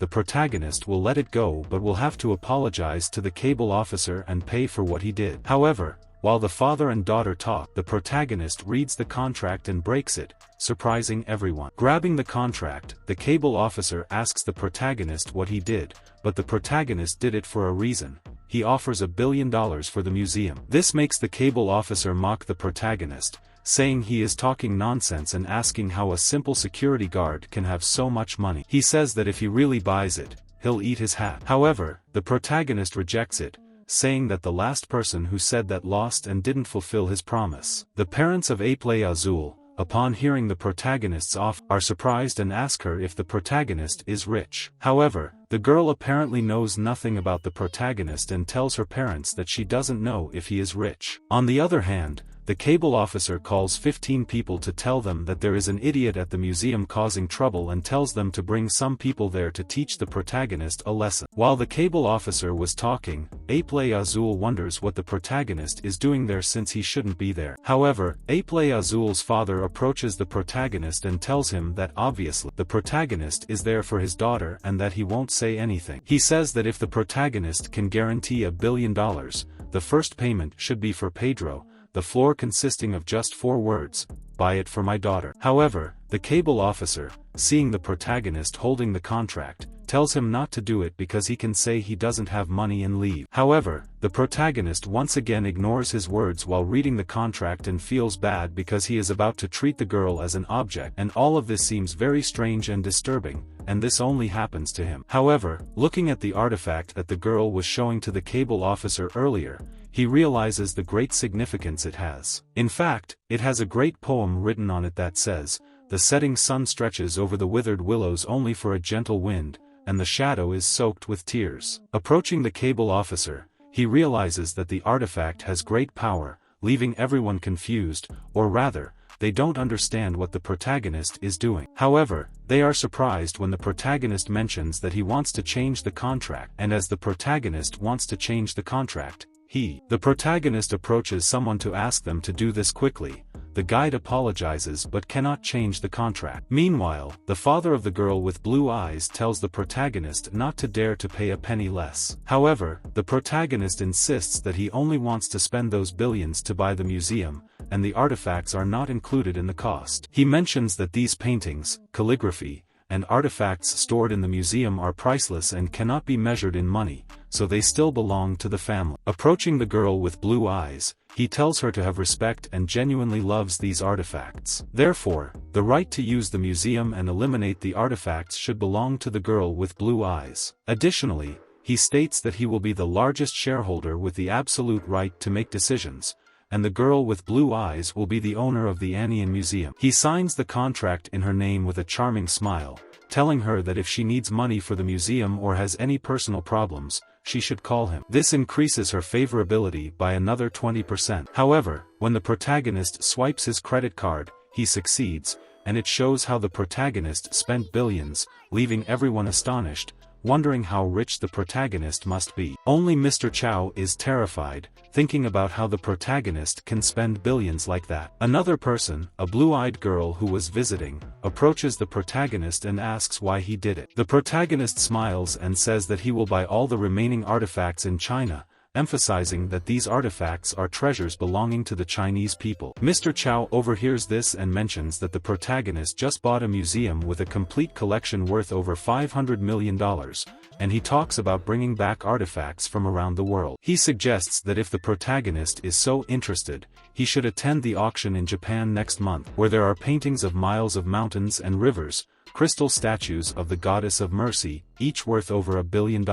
He proposes that the protagonist go and try to buy everything there instead of just talking about it. The protagonist agrees and says he will definitely go to the auction outside the museum. The protagonist's assistant asks Mr. Chow if there will be trouble for the protagonist, but Mr. Chow denies it and says he only wants to cause conflict. At this moment, Mr. Chow receives a call asking about the museum purchase. He mentions that it's the first step in the East Asian artifact collection project of Grand Comida. He leaked it, but they shouldn't lose sight of the protagonist. However, Mr. Chow assures that everything is going well at first, but suddenly a Chinese idiot appeared out of nowhere and bought the museum. Still, he says not to worry because he managed to get the protagonist to attend the auction next month, and there will be an opportunity to apologize in person. Finally, they mention that after signing the contract, the protagonist became the largest and sole shareholder of the Anian Museum. Both the father and mother of the blue-eyed girl thank the protagonist and invite him for a meal in gratitude. However, the protagonist declines, saying he's on the night shift and not hungry. This increases his favorability by another 10%. As the protagonist leaves, the blue-eyed girl's father asks if he's really going to Japan next month, and the protagonist confirms that she will accompany him when the time comes. This is when we see that the blue-haired character has begun to show interest in the protagonist after he bought a museum and made her the owner. Thanks to all this, we see his popularity increase even more. However, the next day,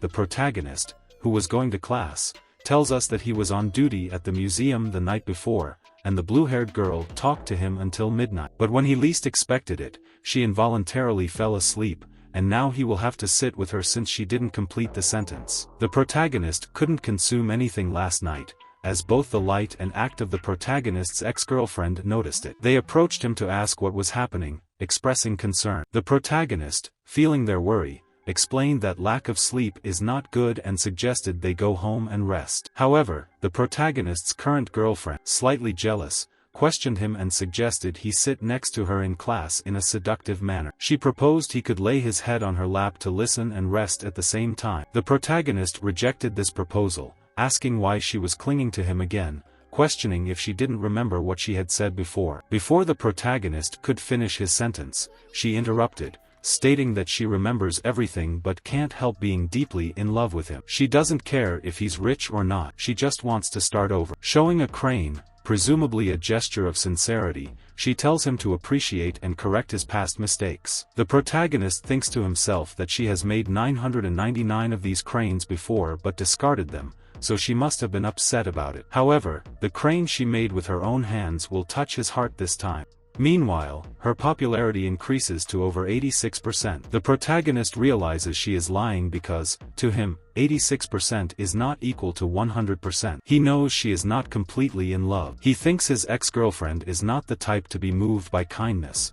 Otherwise, she wouldn't have left him for Alfonso. She clings to him because she feels very alone. As the protagonist leaves, the rivalry intensifies, with the current girlfriend believing she's gaining ground and the ex-girlfriend clearly upset. After class, the girls still cling to the protagonist. Luz and Act suggest he can go to her apartment and sleep there without any issues. The ex-girlfriend interrupts, telling her that he's not her boyfriend, so it's not appropriate to invite him to her house. Despite the discussion, the protagonist asks them to stop dragging him, as he doesn't want to become famous for it. Suddenly, a car appears out of nowhere and takes him away. The protagonist finds himself sitting on someone's lap, surprised by the unexpected situation. He asks if it was Miss Sasha who took him, and she inquires if he's injured. Surprised by her presence, the protagonist requests to get up, but Miss Sasha tells him to take his time and rest for a bit, which he gladly accepts, thanking her for arriving just in time. She mentions it as gratitude for all his donations. The protagonist agrees, considering it fair. Meanwhile, Miss A observes them and wonders who the girl is that the protagonist took in front of everyone. People mention it's a Ferrari LF worth around $30 million.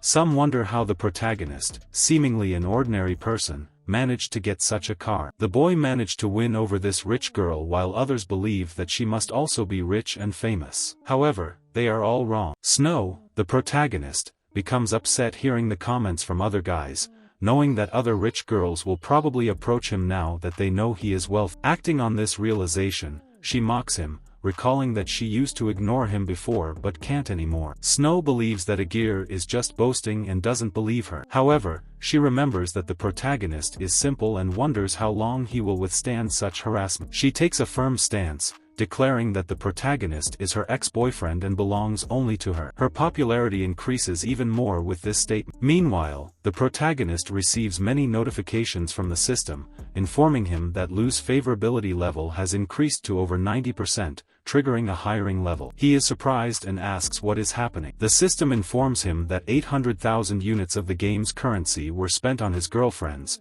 and 10% of that amount was transferred to his personal account. The protagonist is surprised by this. Before he can process it all, the system sends another notification, stating that his rewards have increased in all current level statistics. His strength, endurance, and dexterity have increased, leaving him very satisfied. Additionally, he gets the opportunity to choose 3 additional Class B skills: long-distance running, swimming mastery, and dance mastery. The protagonist finds long-distance running skills useless and chooses swimming mastery. He quickly feels his brain filling instantly with knowledge about swimming, and his chest, back, and arm muscles strengthen. However, while he is thinking about this, both he and Miss Sasha are being observed by a man who was alerted by his assistant that they were ready for a meeting. After this meeting, we can see how everyone present is debating the protagonist's situation, as he broke some rules and is therefore angry. By the way, he is the president who claims that Janssen University is known for its excellent learning environment and spirit. 2 other girls just started a mess on the campus,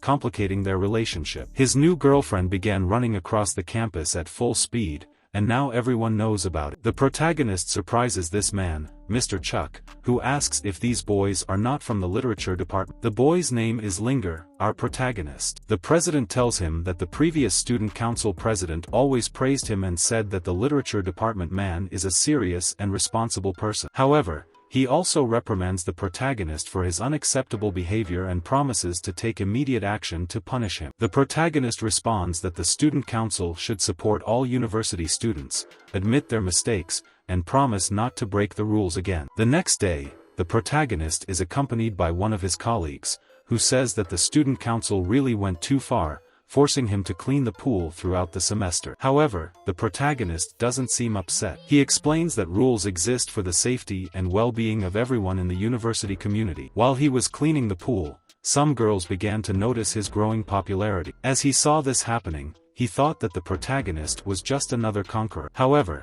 as soon as he finished that thought, she felt a cramp and wondered how it was possible since she had warmed up well before starting. She started sinking in the pool, thinking she was about to drown. However, the others noticed, and the protagonist realized that she was in danger. Without hesitation, he threw himself in her direction, and the most surprising thing was not only his readiness to perceive the danger and act but also his professional swimming ability. The protagonist reached the girl, who, upon seeing him touch her, said that luck had told her it wasn't luck. However, the protagonist did the same, telling her to calm down and breathe, thus asking her to. The girl, do not move, for it will lead you to love. However, the girl, upon seeing the protagonist Nadal, is surprised by him because he could swim so fast, even holding her with a single hand. But now, at this moment, he doesn't give her much importance, remembering the protagonist's name. She thinks to herself that she has never been so close to a boy before. However, when the protagonist takes the girl to the shore in the most careful way possible, he tells her to be more careful next time. With this action, the protagonist has planted his seeds in the girl. But like the protagonist's lasagna, it was incredible and magnificent. The people who were there, looking at the protagonist, said he is very cool and fast, as he had just broken a new record. They say they have the whole video and want to publish it on the internet. Passing by the brown girl who was surprised by what the protagonist just did, looking at her friend, she tells her that the protagonist is the guy she called boring and seems to be a good person. He even saved her life, and he is very fast. So, she asks her if he wouldn't be suitable for her. Remember that her friend asks this because she said she was looking for a guy faster than her. Without further ado, we can see how she reacts upon hearing the protagonist's name. Her pulse accelerates, which makes her friend ask her why her face is so red. Another person who noticed this was the previous guy, the one who is in love with her, who also realized that the girl is in love with the protagonist. But besides all this, here they present us how someone posted the video in which the protagonist rescued the girl. Apparently,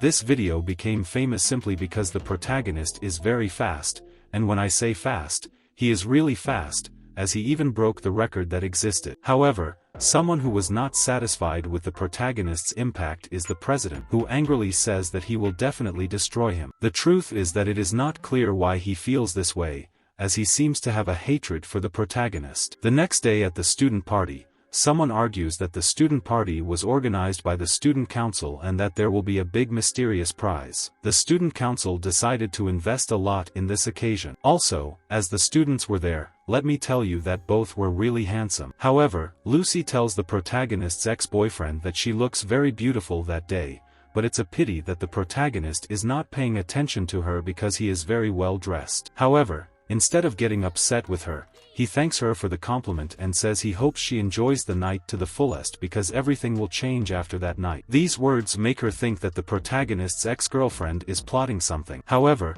she doesn't care much about it because she says it's better to forget it since she first needs to cut a steak for the protagonist, and when he arrives, they will eat immediately. They will definitely dance together that night. However, the protagonist's ex-girlfriend doesn't think the same way because she thinks Lucy always strives to play the role of the smart, kind girl and wonders if Lucy really thinks no one notices. She then says that Lucy really thinks she can control guys with her tricks, but before, she says it's an obstacle that needs to be removed, and this obstacle is the pink girl who is wondering where the protagonist is, as she wants to see him again and thank him. If it weren't for the protagonist, she would probably be dead. However, before she finishes her thoughts, she is interrupted by the protagonist's boyfriend, who tells me that he is delighted to meet her. He thinks that this girl is probably thinking of getting close to the protagonist just because he saved her from the accident. However, as Lucy does not know the protagonist's ex-girlfriend, she asks who she is. The girl introduces herself as Lucy,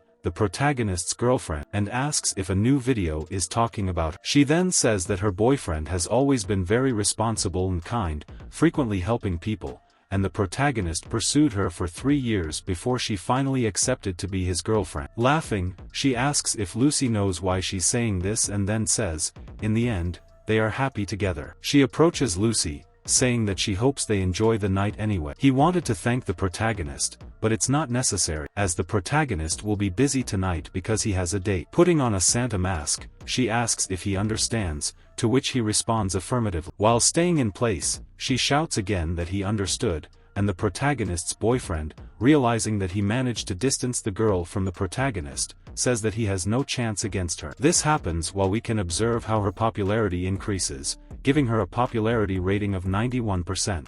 The protagonist is surprised to see that Amenta's popularity has increased, and he wonders how this happened so quickly since he didn't do anything. Now he's just playing. However, the protagonist's thoughts are interrupted by a man who says the ball is about to start and asks why he isn't ready. The protagonist responds that he's supposed to be cleaning now and complains about the council because it's always his class that has to do such stupid things. Furthermore, there's this president who seems to have something against him. After that, the protagonist, who was on his way to the student ball, thinks to himself that the student council president is a trickster because he always used his position to make his life worse, or actually his life is made up of Wednesdays for those who can't stand it. Even his friend China seems to have suffered because of him. However, the protagonist doesn't see it as a challenge but rather as something interesting. He thinks he should get to know him someday. At this moment, the protagonist receives a message from the delegate telling him to go to the ball because the president wants to give him an award at the ceremony to honor him for saving someone. The president asks the protagonist to hurry because everyone is waiting for him. The protagonist agrees to be there shortly. However,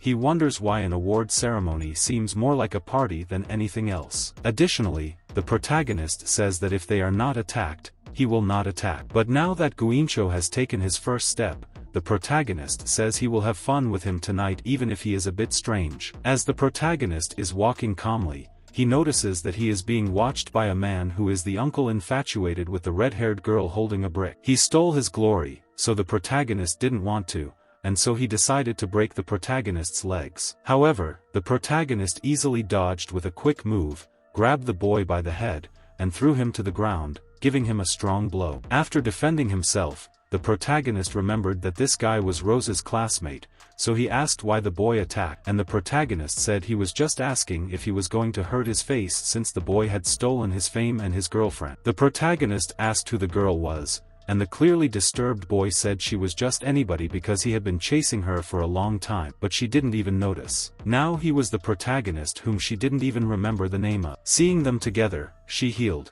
and the boy cursed, calling her stupid with great attributes before he could do anything else. The protagonist hit him with a powerful kick to the face and sent him where he deserved, saying that trash should go to the trash. At the party, we saw how the protagonist acted surprised to see someone whose love interest was the protagonist immediately, and she approached him and said the protagonist had finally arrived. The protagonist said he had heard of an interesting award ceremony, and Jia asked what the award ceremony was, and the protagonist said they preferred to dance since they were waiting for it. The protagonist accepted the proposal and without thinking, both took the girl to dance and showed their incredible dancing skills. If you're wondering why the protagonist is so good at dancing, it's because he honed all his skills, and this brought many benefits. After the dance, one of the girls at the party approached the protagonist to praise him for his amazing dancing ability. However, before she could say anything else, Agir interrupted, saying that for the next person to dance with the protagonist,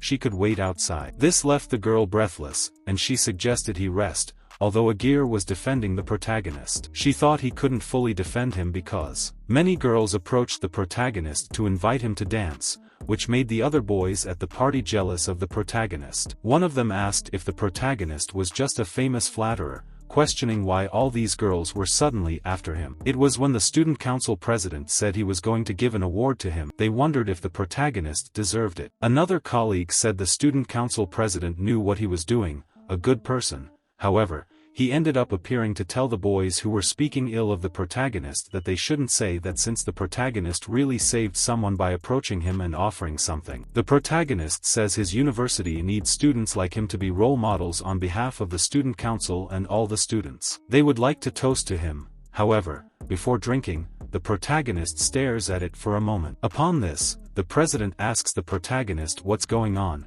saying that if he's going to refuse the toast from the president. The protagonist ends up apologizing to the president, who accepts the drink, questioning his own manners since the protagonist could refuse the president's toast. Then he ends up drinking accidentally what he wanted the protagonist to do. However, after the protagonist drinks the drink, the president says he would like to talk to him about the student council and asks the protagonist to follow him. The protagonist accepts, and upon arriving at the meeting room, someone notices a pink-haired girl lying on a couch. As he approaches her, the protagonist says the girl seems to have a fever. However, upon touching her, the protagonist also feels dizzy for some reason and ends up fainting on top of the girl. Here we can see how all of this was a plan by the president, who with a camera transmitted that this was excellent since the video camera was working, and everything was ready for his plan. He leaves saying that the protagonist will be able to take advantage of it this time by going to the main center. The people there wonder if the award ceremony shouldn't have started yet and why it hasn't started. Meanwhile, the president calms everyone down,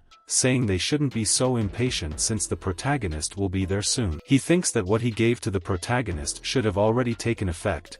Not even an elephant can resist that, and much less a protagonist. He confidently says that the protagonist wants to make his speech on the screen, so everyone should look at him. Everyone should look at the big screen, saying to greet the protagonist. However, when the big screen comes, everyone is surprised because the protagonist is in suggestive people, or rather, he is doing adult things. The president, pretending to be dead, tells the protagonist that this is a live broadcast and he knows the protagonist loves to be the center of attention, but he can't do something like that. This makes everyone, absolutely everyone, turn against the protagonist, saying they should go to the meeting room since that is disgusting. Moreover, they say they should kick the protagonist out of school since the University of Anji will not tolerate shamelessness like the protagonist, and everyone agrees, deciding to expel him. This makes the president smirk maliciously to himself, thinking, so this is the true power, the power of the student council president, and this is the satisfaction of crushing this pathetic ant. However, his smile doesn't last long because someone appears asking if he lost something. The president becomes speechless upon seeing who it is. If the protagonist just left the room, he asks why so much commotion,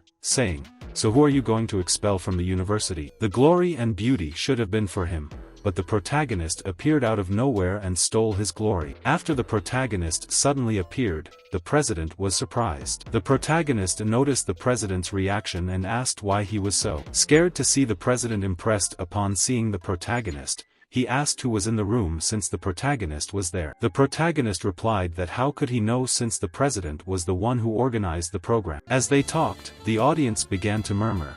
The surprise was that the person on the big screen was not the protagonist but the guy the protagonist had beaten up and thrown into the trash previously. However, going back 10 minutes, the system informed the protagonist that the effect of an aphrodisiac had been discovered. His third-level passive ability was activated, allowing poisons. A moment later, the system informed the protagonist that the aphrodisiac's effect had disappeared, and the recovery time for the passive ability was 12 hours. After the aphrodisiac's effect disappeared, the protagonist realized that the girl was defenseless in front of the installed cameras and a closed door. Faced with the third-level power, the door was like a piece of paper. Additionally, the protagonist had been sedated with a powerful sedative. He decided to leave the girl in the women's bathroom, hoping his assistants would find her there. Unable to find the protagonist, he went to the guy he had beaten up and took him to the room, giving him a drink containing aphrodisiac. The protagonist mentioned that the president had worked hard to organize such a magnificent performance and questioned how he could allow his careful plans to be ruined. Additionally, in the dressing room,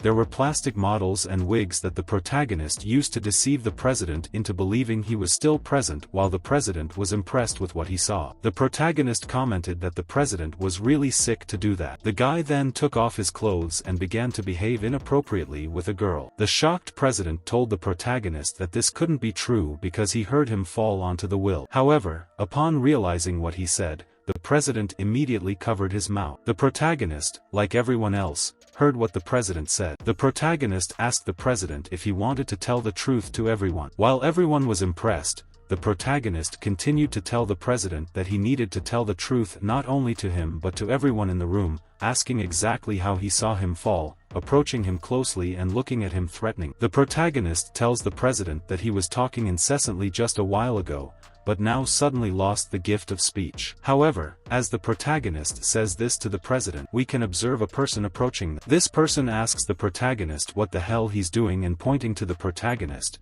tells him that he's not even an active student but dares to openly question the president. The protagonist, who is also a student, does not find this reasonable. So it's not surprising that the president thinks he's the type of person who doesn't want to succeed before that. The protagonist asks the professor if everything is alright, telling him that even if everything he said was true, it can't change the fact that the president said he saw him fall on her and on the will, asking him how he could go back on that now. However, Professor Einstein, in defense of the president, tells the protagonist that the president works very hard and is dedicated to the cause.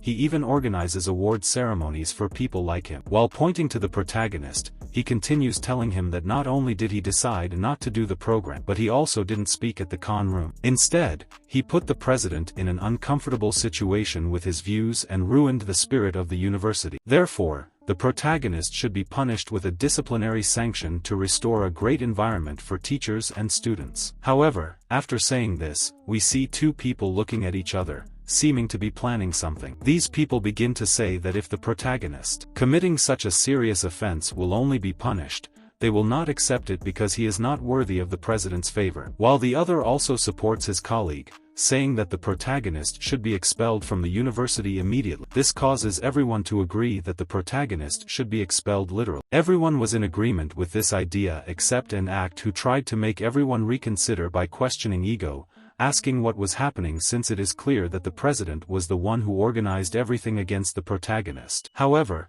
while she was saying this, no one listened to her because they were against the protagonist in this matter. The president, who won the battle once again, confesses to the protagonist that he bribed Professor Juno, all the students in the room, and the student council. He asks the protagonist how he can compete with him now. However, while he was saying all this to the protagonist looks at him Leo, which makes the president tell everyone that the protagonist wants to escape, telling them that they had to catch the protagonist immediately. He literally said this to the disciplinary department. However, they managed to catch the protagonist, the guys from the disciplinary department, and the president, upon seeing that the protagonist cannot escape, gets a false sense of victory. Trust in the world, that's what they always said, that there will always be an excuse to kick your ass. However, roles end up reversing as the protagonist ends up holding him by the face and while lifting him with his terrifying hour asks him what's the rush. The main thing is about to start. However, at that moment the security guards end up appearing and clearly were called by him, who pointing to the protagonist tells the same thing. The protagonist is a bastard who is beating a man, so he asks the guards to detain the protagonist quickly. However, before they could do anything with the protagonist, someone shouts for them to stop. This someone is the local dean, Professor Alberto. Immediately, he asks the dean what he is doing there. The dean says the same thing. If he had arrived a little later, everything would have gotten out of control. However, thinking that the dean came to defend him, the protagonist shouts at him, accusing him of ruining the university's reputation, therefore decided to expel him. However, in the face of his extremely negative influence, it is necessary to send him to detention. However, everything is being the opposite of what the professor had planned, since the rest end up beating him when they make the protagonist ask him who is negatively influencing. He asks him who is negatively influencing, saying, so who is negatively influencing are they? The teachers who are going against it now are staining the university's reputation. The president tells him that he is wrong, that the culprit is the protagonist and the professor. The professor was there to help him, however, for talking too much, he takes a huge kick from this guy who tells him that his words are inappropriate. But when the professor sees that they beat the president, he approaches the dean to tell him that the president is from one of the most important families, and also mentions that the university received a donation from his father for construction. But just like the other guy, they silence him with a tremendous punch to the face. Already on the ground, he can only watch as the man offends him, telling him that now he knows much better. He is surprised to see Mr. Foam, who is one of Justin's family's quality readers. Therefore, he wonders how he and the protagonist know each other. However, if this was not enough, I guarantee it will be, since the dean, when finished speaking, grabs the protagonist by the shoulder and says that the director's bribe will have seriously damaged the university's reputation. Angel, the council decided unanimously to dismiss both and dismiss them. Smiling as he looks at the protagonist, he tells everyone that it is good to have such an outstanding student as the protagonist in his university, so they must eradicate the more weeds from there. The protagonist decided to expose the president once and for all on the island, and what people needed to do was look at the screen. The protagonist presented us with how 40 minutes ago the president was organizing his entire plan as part of this plan. No one else was there. He claimed that even if the protagonist was discovered, no one would be able to discover who was really behind it. He considered himself so perfect that the student council of the school would never suspect that he was guilty of anything. People were impressed to discover what kind of person the president was after watching the footage. People turned against the president, throwing tons of garbage at him, saying he should be expelled once and for all since they would not accept someone like him at their university. The president recognized that it was all over and blaming the protagonist,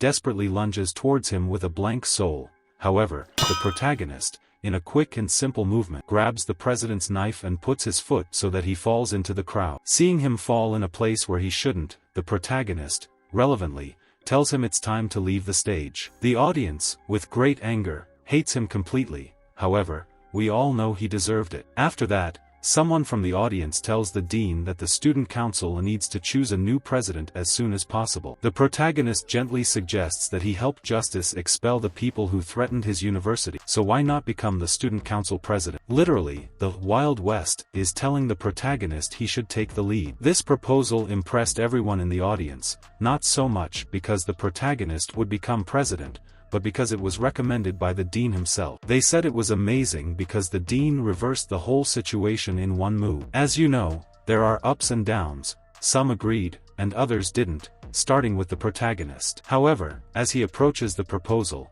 he thanks the protagonist for everything. If he hadn't been informed and in control, the consequences would have been catastrophic. Despite the proposal not being bad, the protagonist tells the dean that the student council president position should be held by someone competent, capable, excellent. Now the head of the student council's organization department and more, he was expelled by the previous president. Also, as he has experience and skill, in his opinion, he is the perfect person for the student council president position. Being student council president is a very difficult job, and he doesn't want to do it. However, faced with these words, both Lugo and Moore were impressed, since the protagonist just rejected such an opportunity. Of course, he's being the protagonist. What made me admire him a lot. Even though she feels more attracted to the protagonist, another person who was happier than Lu and acted, the protagonist's girlfriend, said that only a man as good as the protagonist, worthy of being her boyfriend. However, as the girl was saying all this, the principal ended up informing that the party must go on. So while the protagonist thought that when everything is over, he will see the lady. After a while, we ended up moving to the bathroom, but I can't tell you if it's the men's or women's bath. But hey, it doesn't matter, because the important thing is that the protagonist was there to check on the girl. Because remember, the protagonist left her there. However, as the protagonist checks, based on the fact that the powerful sleeping drugs they gave the girls, he says this, we can see how a hand appeared and sprayed some kind of perfume whose smell the protagonist immediately noticed. But when he noticed, it was already too late because the protagonist ended up fainting. While showing us that the protagonist fainted, they also show us that the culprit of all this is the protagonist, who ends up grabbing the protagonist by the jacket, sitting him on the toilet. While she was sitting, scratching her clothes, she said that dress is too much, and if in fact we are imagining, probably happens, since the girl wants to make the Riccolino for the protagonist, a mere illusion finds herself fascinated by another character. He completely surrenders, unable to live without this presence. Surprisingly, the protagonist unconsciously ends up helping the girl, lifting her and positioning her to perform some task. Later, he puts her against the wall, while she wonders how he is acting like this since he hasn't woken up yet. She concludes that it's his animal instinct, or maybe it's the protagonist's own instinct. The moment seems confusing for the awakening, who doesn't understand what's going on. As he watches the girl and a bottle next to the protagonist, he deduces that he used an aphrodisiac and realized she was cunning, taking advantage of his passive ability still in recovery. As punishment, the protagonist approaches her to resolve the situation while saying the same thing, that if it weren't for his state of unconsciousness, he would have kicked her, but so she'd never do something like that again. The protagonist receives a call and upon answering, the person on the other end says they just saw him boasting about having done something for him in the millionaires group. The prince believes Jambo was involved. She asks the protagonist why he didn't ask for help in the group. The gentleman had sent a message saying he had a better relationship with the protagonist, something Miss Jambo confirms, also stating she has a good relationship with him. However, the caller asks the protagonist if he remembers the party on the private yacht he mentioned earlier, informing that it will happen tomorrow night in Rio and a very special program. She asks if the protagonist would like to go with them, a proposal he ends up accepting, saying he'll be there, despite being in a bad mood late, but at least he'll have fun on the yacht, which leaves the person on the other end of the call very happy. Hours later, we see these characters toasting. The protagonist's friends are happy because now their companion is the president. However, the new president tells his friends that he needs to go to the bathroom, making the others accompany him. While watching from afar, the protagonist thinks that once his physical attribute has improved, it's not easy to get drunk. After drinking, he's probably a little jealous now. However, while the protagonist thinks this, he notices someone, a girl who is surrounded by bullies who only intimidate her, but there's no touching. This makes the bullies laugh at her, saying she likes her spicy style. Pulling her by the arm, one of them says he can't take it anymore and wants her now. However, the girl stops him, saying no way, because she's not that kind of person and they're committing a serious crime. The chubby one beside her tells him to climb his mouth and just encourage them, as he's now responsible for putting out the fire. However, before they could do anything to the girl, the protagonist appears and tells him to leave, as he doesn't want to hurt them. The bullies ask if the protagonist wants to stand out alone, asking if he wants to be a hero to save the beauty. However, the protagonist simply tells them to go away, as he doesn't want to harm anyone. But when they don't understand that and lunge towards the protagonist, it leaves him a little worried. As we know, the protagonist is very skilled, so the bullies take a surprise punch, which obviously surprises them. But the protagonist doesn't give them time. The situation from last night shouldn't affect the operation. The protagonist, upon seeing the miss, felt a mixture of surprise and confusion as she continued to report the details of the operation. He tried to concentrate, but the image of the innocent girl he met before was still fresh in his mind. While the meeting continued, the protagonist tried to hide his distance, but his thoughts kept returning to the girl. He wondered how she was dealing with the situation and if she really deserved to be involved in that dangerous world. So, Miss Xin, without noticing the protagonist's distraction, continued discussing the details of the operation. She seemed confident that everything was under control and that the plan would be executed smoothly. However, the protagonist couldn't shake the feeling that something was about to go wrong. As the night progressed, the protagonist struggled to focus on the meeting and suppress his concerns. He knew he needed to focus on the task at hand, but the image of the innocent girl still haunted him. He hoped that somehow she would find a way out of that dangerous world, far from all the intrigue and violence he knew were to come. The meeting on the yacht continued, and the protagonist tried to get lost in the details of the operation, but his mind kept returning to the girl. He wondered if there was anything he could do to help her, even though he barely knew her. As the discussions went on around him, he promised himself that he would find a way to protect that lost innocence amid the chaos of the world they were about to plunge into. Happening again, she's almost stunned, yet she remains the protagonist, since he's there again. Before that, the protagonist responds to the girl with a question, and his question like that maybe she changed jobs or say that being a waitress is good because she has a better future than her previous job,